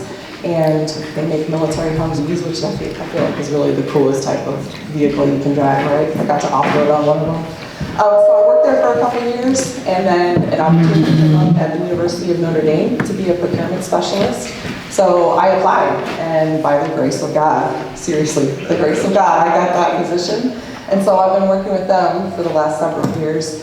My boss says to me one day, hey, Charity, let's give you more work. Let's give you some people to supervise. And I said, what? And he said, well, we'll give you extra money and an extra fancy title. And so here I am today. So that's, thank you. So that's my background. So enough about me. Let's talk about how we're going to improve your chances of winning contracts. So what we're going to look at today is one, what is a request for proposal? What does that mean? The most common RFP category types, and then other types of procurement methods beyond just a request for proposal. How to actually participate in one of the requests for proposals that are sent out. We're going to look at some small business certifications and kind of what that means in the procurement process. State, federal, and private sector policies to consider, and then lastly, we'll talk about being a prime contractor versus a subcontractor. So what is a request for proposal? A request for proposal is a document that any organization posts publicly to elicit a response or a bid from potential vendors for a desired solution. So an RFP, we're looking for a proposal from you. So we have a problem, or you have a need, right, where we're sending out, here's what our need is. We don't know exactly how, or we don't care exactly how it's going to be filled. We're asking you to propose that to us. I think I just lost the microphone. Can you guys hear me still? Yes. Okay. Oh, no. Sorry about that. Did you just push the button, or? Did I push it by accident? Oh, there you go. There you go. Oh, so we, yeah, there's no battery. I'll keep talking while she's doing that. Okay, so they're going to be publicly posted. We're looking for a proposal from you guys. So we know what we want. We don't necessarily care how it's going to get done, and we want you to propose all of that to us. So these are the most common categories. Any need that there is on campus, it can be in the form of an RFP, right, if we're asking for that service. Typically, your RFPs are going to be the big dollar purchases. So there are different thresholds, thank you. There are different thresholds when it comes to purchasing. So at the University of Notre Dame, and in most of the organizations you have, there's 3 different categories. There's the first category, and for Notre Dame, that threshold is $10,000. So if it's up to $10,000, all our customers have to do is get one quote from one company and submit an order for it. So you're probably not going to see an RFP release for something like that. The second category is between, for us, there may be different value thresholds for the organization, but for Notre Dame, it's between $10,000 and $150,000. In that range, it's that mid-tier, there's price competition required. So they have to get 3 different quotes, and it doesn't mean that they have to use the lowest price. We go by the best value, right? So they may have 3 quotes, but if they can explain, hey, we're going with the most expensive one, but here's the reason why, then that's fine with us. The third category is $150,000 and above. And so those are our biggest contracts, and those are what our procurement specialists primarily work on. So there are other procurement types or methods. So in RFPs, we're looking for a proposal. There's also an RFQ, you might see that. An RFQ means we already know what we want, and we have all the specifications for it. We just want you to quote it. So really all we're looking for is a price in that instance. A request for information is just like it sounds, right? So we may not even be ready to purchase something. We may not have the funding available, but we're looking for information, right? So maybe we have a need and we're not exactly sure how it's going to be filled. So we're putting out everything that we have as far as the background information for what we need, and we're asking folks to look at it and say, hey, what can you guys do? What are your capabilities? What exists out there? So that's really what that request for information is. A request for bid, actually the next 3 are construction related. So that's going to come from usually it'll come from our construction department. We don't do a lot with that, but those are also some names that you could see come out as a sourcing event.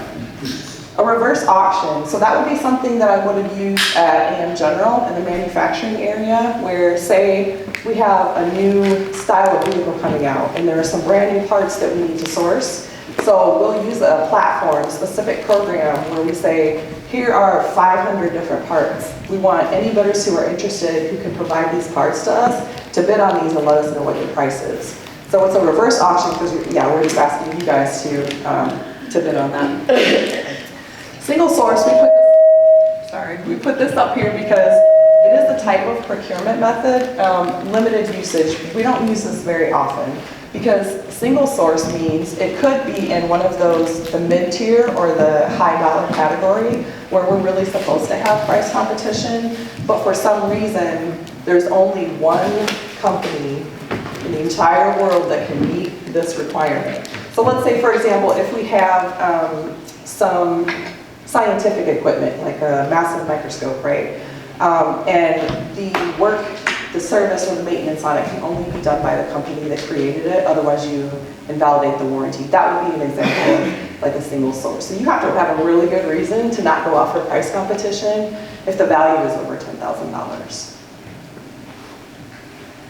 Okay, so here's the workflow where it kind of explains the steps to looking at an RFP, how to participate. So the first thing you're going to do is look at the customer's website. So if you wanted to work for the university, if you wanted to provide services for the University of Notre Dame, correct myself, you could go onto Google and say Notre Dame RFPs or Notre Dame sourcing events, right? And it'll take you to our procurement page where you can see the available opportunities, what's already posted out there. Sometimes it'll also have a list of upcoming RFPs, just so you can kind of do some research and get yourself ready for that. If there are any that capture your interest, you see the title of it and the basic description, and you say, maybe I could look at that, maybe that's something that I could do. You're going to download that RFP document. The next two steps are to read that document entirely and identify what the requirements are. So, I don't know if any of you have ever seen an RFP come out. Our RFP, just the template for our RFP is 24 pages. Yeah. So, It takes like 3 months. Yeah. So I'm just going to very quickly bring up that document to give you an example and a few tips of how to look at it quickly and know whether it's something that you want to use your time on or not. So this is our template here. This first page is basically just showing, I'm sorry. Did you ask a question? I'm sorry. No? Okay. I'm hearing things. Okay, so this is our request for proposal document. This first page is just giving you the basics and the basic information. So when is the proposal going to be due? Who is your contact? Up here is something to pay attention to. A pre-award presentation, which is also called a pre-proposal conference. That's basically when we get together, we schedule a meeting. It's usually a Zoom meeting, or sometimes it could be in person now, where we invite anyone who's interested in this RFP to listen to us explain exactly what it is that you're looking for. Because it's one thing to read it on paper, it's another thing for us to speak it, right? And then you have the opportunity to ask questions. It's also an opportunity to, if you are a small business, to see some of the other companies in the room or on the Zoom and see who's potentially going to be bidding on this. And maybe is the service that I provide something that I could partner with one of these companies with, so that I'm not directly responding to this RFP, but I could still get my foot in the door and get some kind of business. So something to consider there.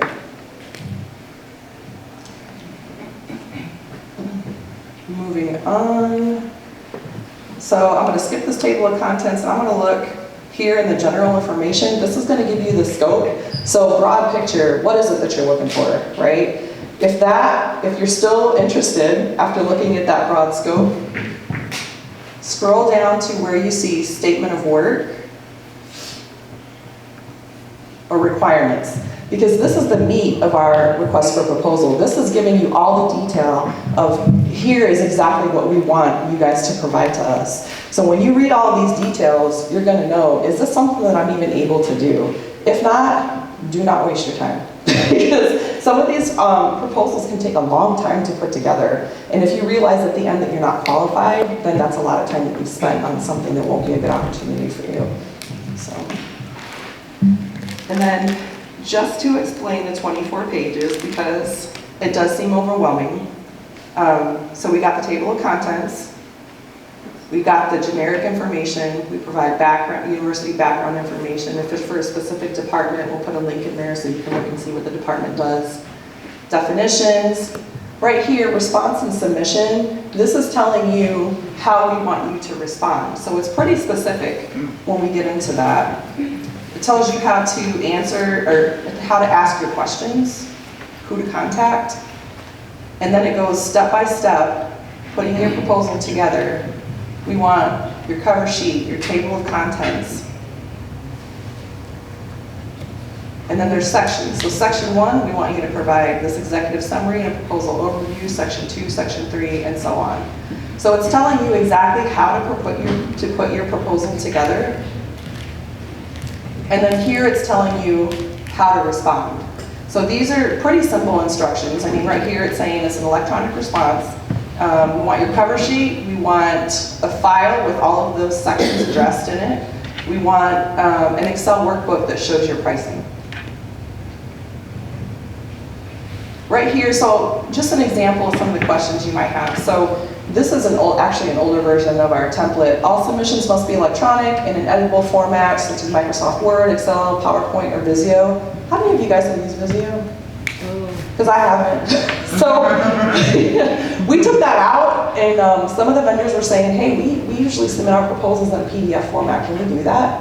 And that's a question you can ask, and we're like, sure. So don't think that you're limited 100% on what the verbiage is that's in here. If you have a question like, can I do this different? A lot of times the answer is going to be yes. So, and then we have general terms. It's a good idea if you are going to respond that you kind of at least look through these and understand what they're saying.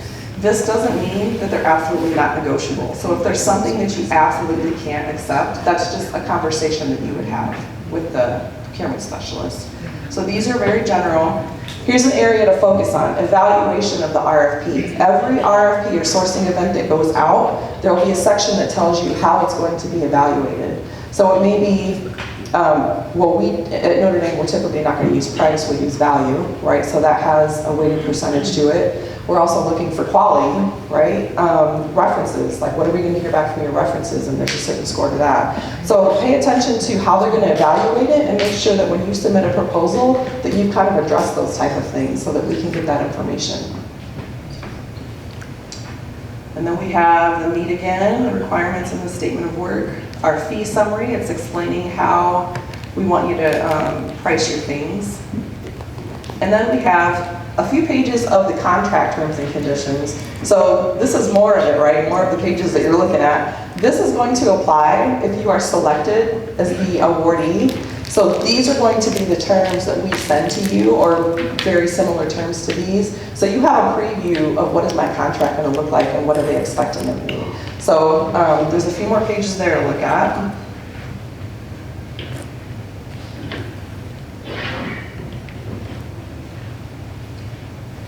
Insurance, there's going to be insurance requirements if you're going to be performing services on campus, that type of thing. And then we have a section for federal contracts and grants. So if there's federal funds being used, then there will be another section for federal. So basically that's what that 24 pages consists of. So don't let it overwhelm you when you see that there's a big document that came out there. You can't break it up. So, all right, back to the presentation. Oops, that's not it.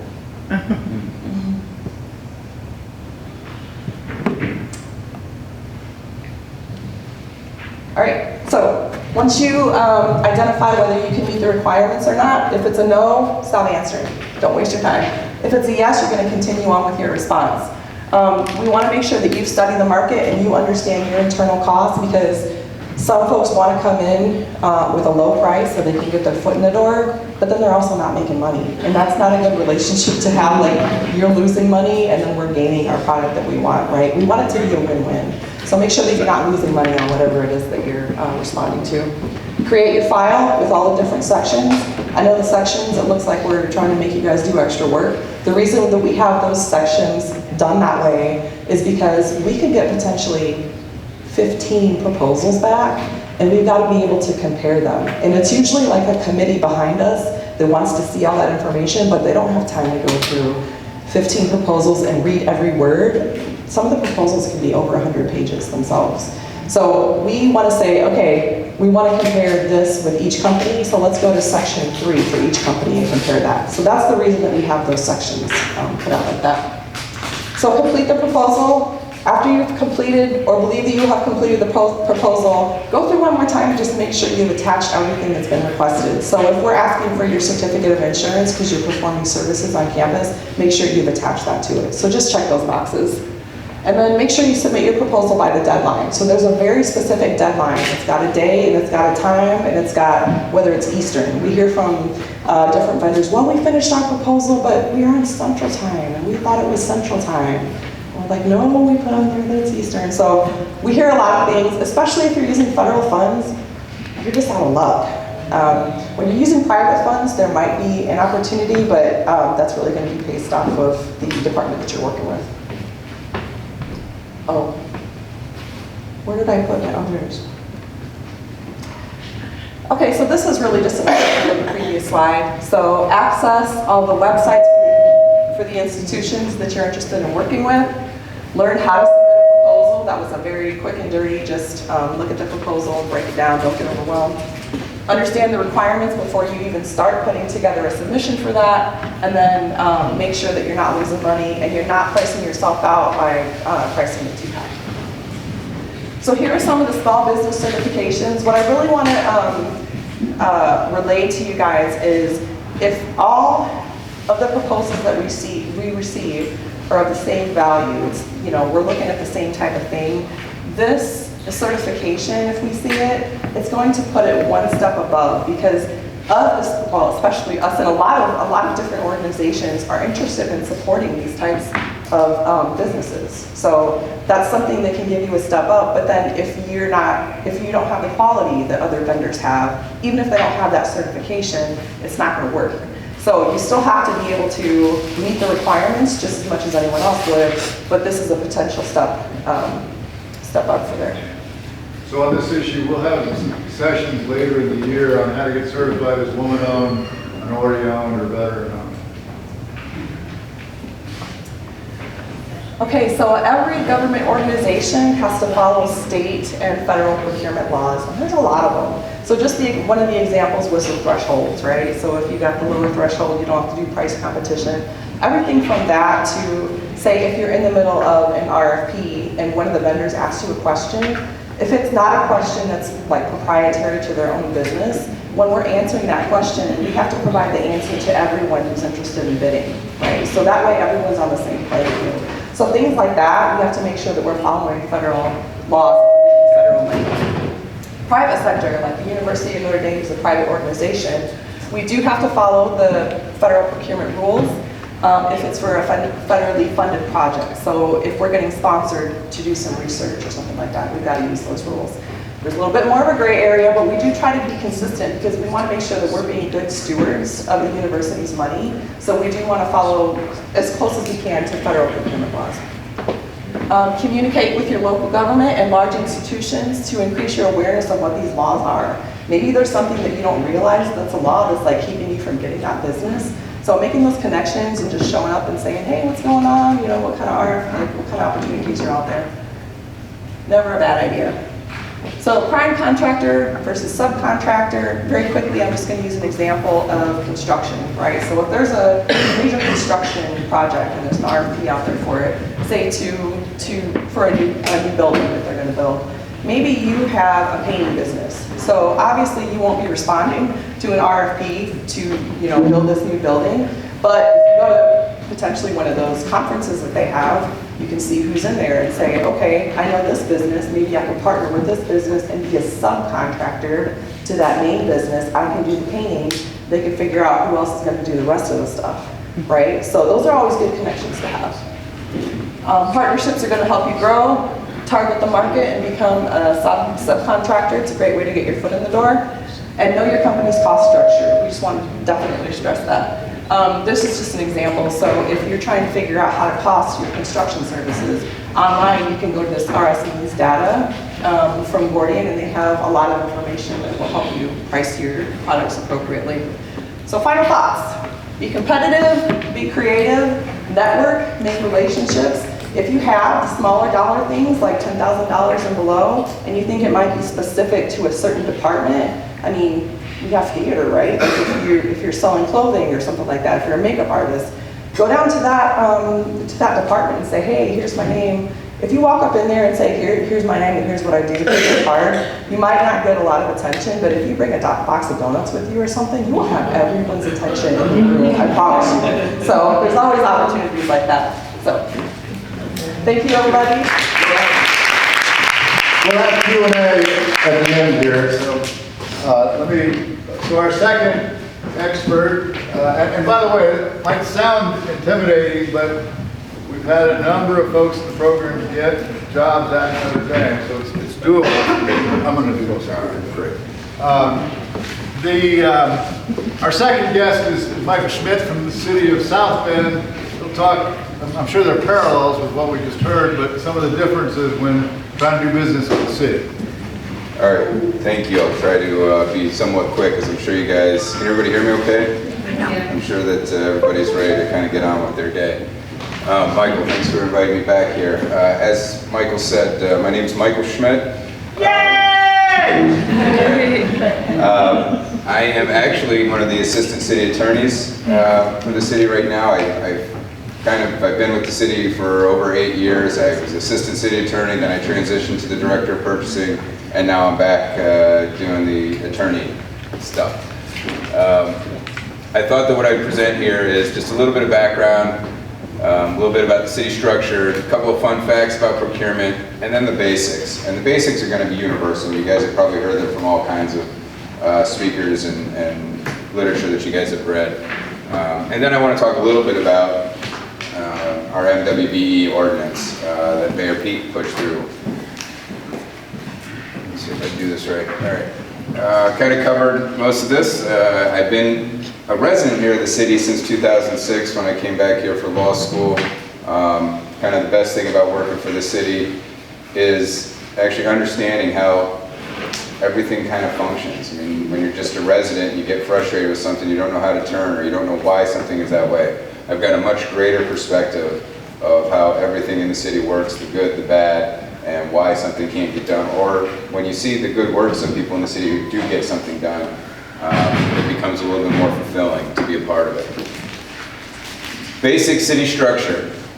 We've got what I like to call 12 distinct departments, and under those departments typically you can sometimes have little divisions, but these are your core ones who will actually make purchases on behalf of the city.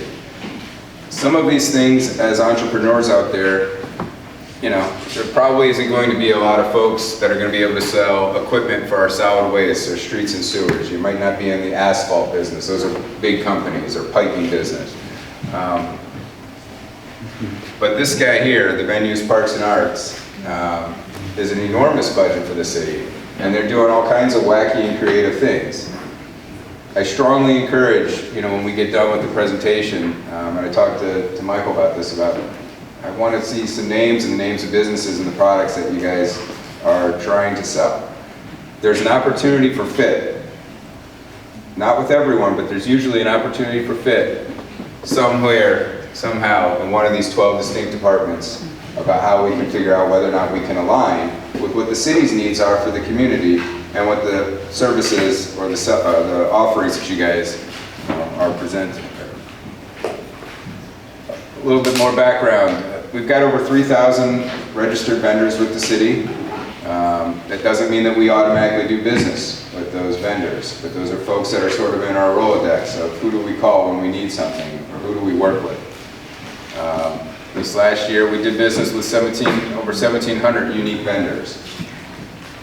We spent over $125 million with the city budget on different needs. Now that includes like public works projects, you know, which are your big street projects, or your you know, for building a new building. You guys have probably heard all the things going on with the Dream Center. You know, that's a public work project. But I can tell you also that we probably spend around $100 million a year on just goods and services on behalf of the community. So, and we issued over 7,000 purchase orders. All right. As a government entity, we do have to follow some rules. We can't just make it all up as we go. But the state government gives us a little bit of flexibility. We've got 2 Indiana codes. This is where I get my nerdy lawyer hat on. We've got 2 provisions of Indiana code that basically govern how we do goods and services and how we do public works. Most of you guys are probably not in the public works, so I'm going to focus in on Indiana Code 522, which is the bread and butter of how a government entity makes purchases. So this would be stuff like landscaping or catering or? Catering, landscaping, engineering services would be a service, but also, whether, I'm going to pick on my parks department here, but whenever Mr. Aaron Perry's out there trying to throw an event at Howard Park, how do we get the DJ services? How do we get coffee services? How do we get security? How do we get the Zamboni that drives around Howard Park? Again, with this Dream Center that's going to be built here, I think we're hoping to break ground, hopefully, and we're pretty aggressive here, but hopefully sometime this summer. The programming that's going to come out of the Dream Center, whether we're buying basketball hoops, whether we're buying things for the track and for just all kinds of different things that they've got going on out there. All that's going to be governed by Indiana Code 522. And this is all on the city website. If you were to go to the City of South Bend website, you'll be able to see how to get registered as a vendor. I encourage you guys to do so. You never know if there is a need or if there's a fit. But this is still pretty static, right? This is just, you're giving us your name, you're giving us your email, you're giving us your business. If I go back here, we've got over 3,000 registered vendors, right? You got to do something to stand out a little bit more than just getting registered.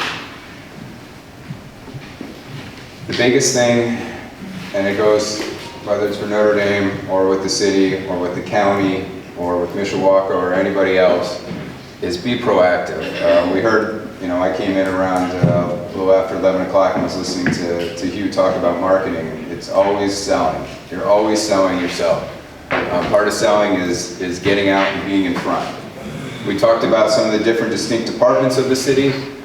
Well, seek out the city leadership and the department heads and sell yourself. If you think that there's an opportunity that you've got a good that might be a good fit for the parks department, if you've got a good that you think is going to be a good fit for the fire department, or, animal control, whatever it might be, whatever it is that you guys are working on, get in front of a city leader. Demand a meeting. There's a handful of folks from last year that came in to visit me when I was the director of purchasing, and I'll give you the new director of purchasing information. Those people stand out. We spend 15, 30 minutes. We talk about what your business model is. We talk through about how you might be able to connect with someone in the city. Then I'm able to go and give you a specific person. All right, let's go talk with their Department of Community Investment. They're doing this grant. They might be able to use you in that grant services. It's all about networking. It's all about letting us know that you exist and what you can do for us. Again, I want to reiterate that. If we don't know you exist, we can't help you. We can't contract with you. Real quickly on the Minority and Women Business Ordinance. Powerful legislation put through by Mayor Pete. We are, as Michael knows, we are getting better and sharper at executing this ordinance every month. It's largely tailored towards public works projects and subcontracting, but one of the things that's very important for the city is finding local businesses that we can connect with, especially people of color, women, people that can help kind of execute the change and the vision that Mayor Pete had and Mayor Mueller has for how we can grow South Bend, how we can grow Michiana. I get a little bit passionate about some of these things, and we love to support any minority and women-owned business, but I really like to support local business. And if we can find a fit that's here locally for our service, I'd rather keep the taxpayer money that pays for that service right back here in the community than sending it out to Ohio or sending it to Atlanta, Georgia. So it goes back to if we don't know who you are, we don't know what you provide, we can't have a good match. But Back to this ordinance. So on our public works projects, we're setting goals on about 90% of our projects to help grow the minority and women businesses, not only in our community, but also throughout Indiana. I think this year, gosh, I want to say it was over $5 million, or right around $5 million that we spent with minority and women-owned businesses, which is a number that was greater than what we did the year before. So the initiative is real. The attention from the mayor is real.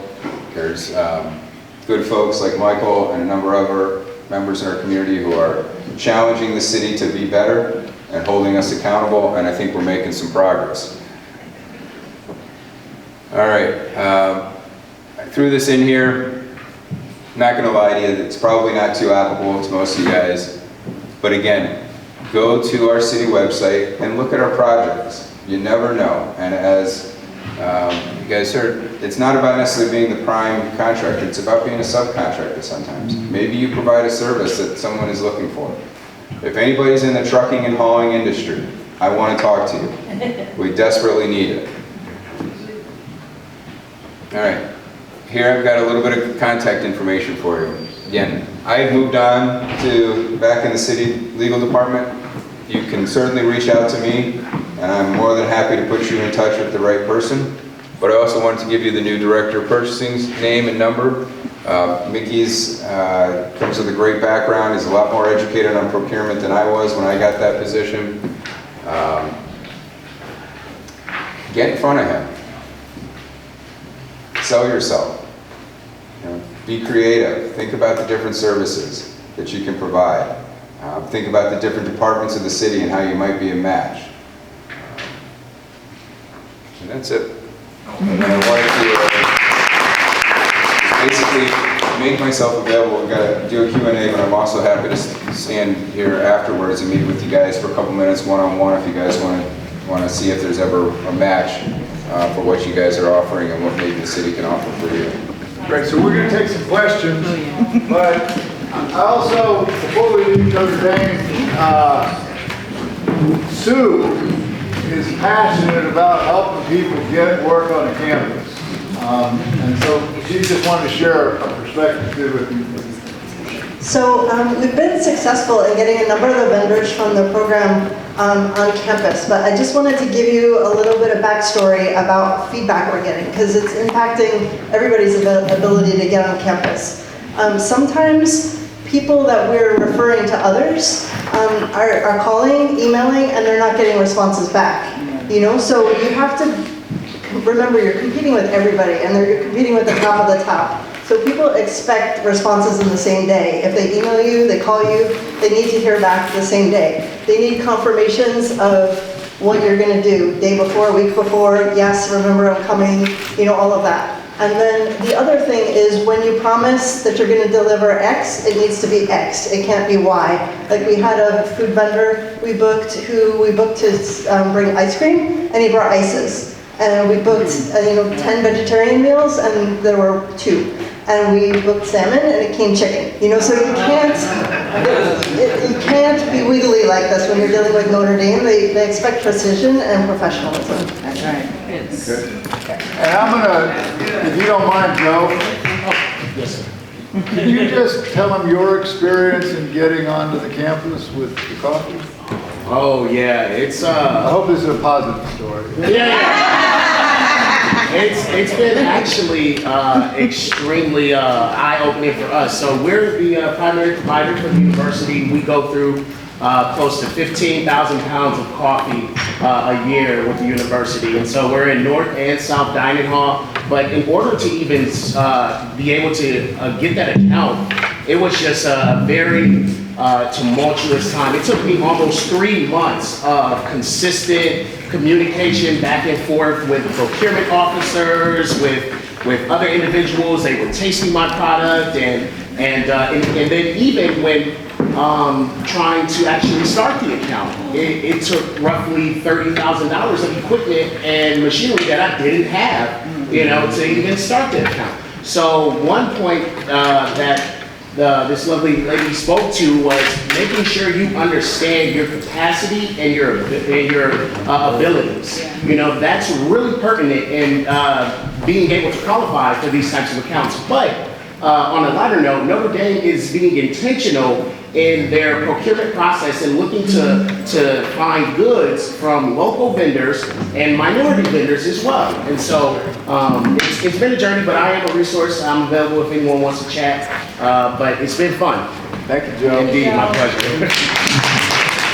So, we got two experts, very experienced. What would you like to know? Does it cost to be a preferred vendor? Is there a cost to the person? Like if I'm trying to get a for me, I have heard that in the past, don't know if that's true. So there is no cost associated with being a preferred vendor. With a preferred vendors, what we require is to have a negotiated contract. So you would have to be competitively bid with other companies, and we would come to, okay, it may not be just one company, it could be more than one company that's qualified to be a strategic vendor, but we would expect to see that there's some kind of discount from your list prices and, you know, that type of thing. So the negotiated. No. You gotta put the time in. I think that's the cost. Michael? I was going to say, for the city, there is no cost to being a preferred vendor. It's actually a pretty rare thing that we designate someone a preferred vendor. There's no legal definition of a preferred vendor, and we're always looking to find a new local person to come in and provide the service. So I can't just slip you some money and become... Other questions?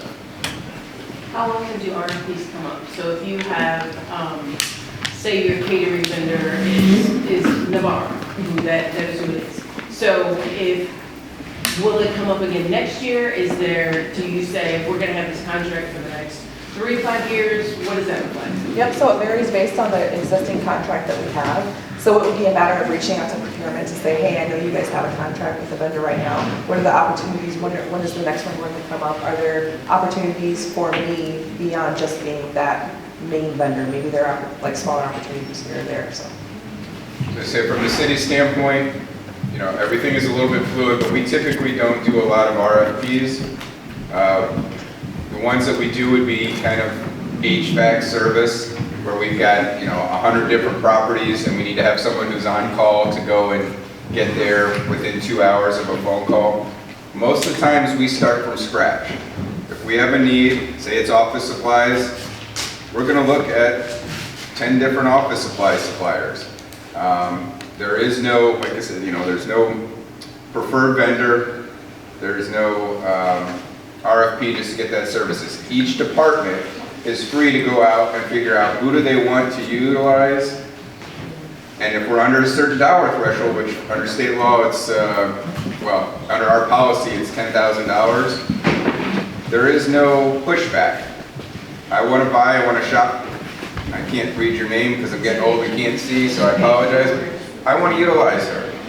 She's got something, I want to try it out. It's $500, it's within my budget. That's about the only hoop that you jump through. It gets, you know, the bigger the expense is, the more hoops. But. So you mentioned value. Are you saying low price doesn't necessarily win the bid? From the city standpoint, I don't have to go out and get bids or get quotes from someone if I'm below $10,000. So, and it's not to suggest that anybody's product here is not of good value, but I don't have to factor value into consideration when I'm making that procurement decision. I can if I want to. We encourage folks to be, you know, to try to be cognizant and protective of taxpayer money and to get the best price.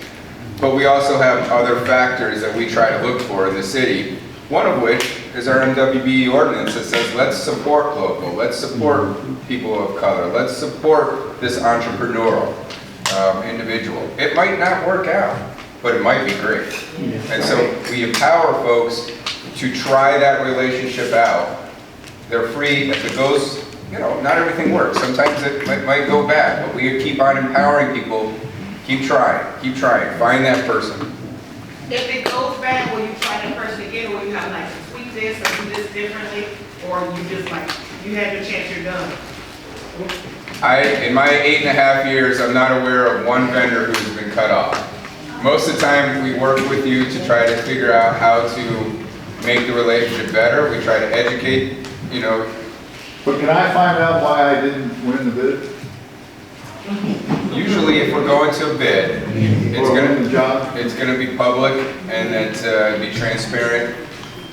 With some things, you know, with certain types of services where we have more flexibility under the law, sometimes it's hey, can they get here? Can they mobilize fast enough? Can they work on this? Or they have we utilized? You know, we do it a lot with our engineering department. We've got 30 different engineering companies that are all trying to get some of the business, so you try to spread it out. We do it with law firms. And at Notre Dame, if I didn't win, can I get feedback? Or? Yeah, so insider secret, right? So stays in the room. If you're not awarded a bid, we'll send you an email, the Dear John email, right? Thank you for submitting. You know, we know you're interested in partnership, and we'll say we look forward to, you know, we invite you to future opportunities. That's the email that goes out. But if you send an email back that says, "Can you give me feedback on what happened?" We are a private organization, so we're not required to do that unless with some federal funds that would be a little bit different. But we want to put ourselves in your shoes and say, I don't want to just get denied and have no idea what I can do to do better, what I can do to make it better next time. So we can't be super specific because then sometimes it could become back and forth, right? And I don't want to spend my time arguing with you or, you know, we got this instead. But basically, yeah, ask the question and see what information. To follow that up too, it's not always about the feedback you get. That's helpful. But sometimes you also want to know when's the next opportunity. And it's hard, right? Because not everything that Notre Dame does or not everything the city does is going to be blasted, you know, publicly and saying, we're looking for this particular good, or this particular thing. Sometimes it's word of mouth. Sometimes it's just knocking on the door and telling that director of purchasing, I want to know when the next chance is. I want to be considered again. Don't take no for an answer. One more thing I want to add in here, and this has not been announced, so if you say that I told you, I will deny it today. But we have been approved for a position that is specific to diversity, equity, and inclusion for purchasing. So that's someone that I've already memorized all your faces, right? And some of you I want to see in our office because they're going to work directly with those folks. So let's say that you don't get the award, knock on that person's door and say, hey, what can I do for next time? Like, show me. And their specific job is to do that, to work with small businesses and local businesses, so. One more question. I'm just curious, I've never thought about trying to get a contract, but I have a band. Are there opportunities at Notre Dame and with the city for? Like a music band? Yes. Yeah, absolutely. Absolutely. If you hire me to play drums for you.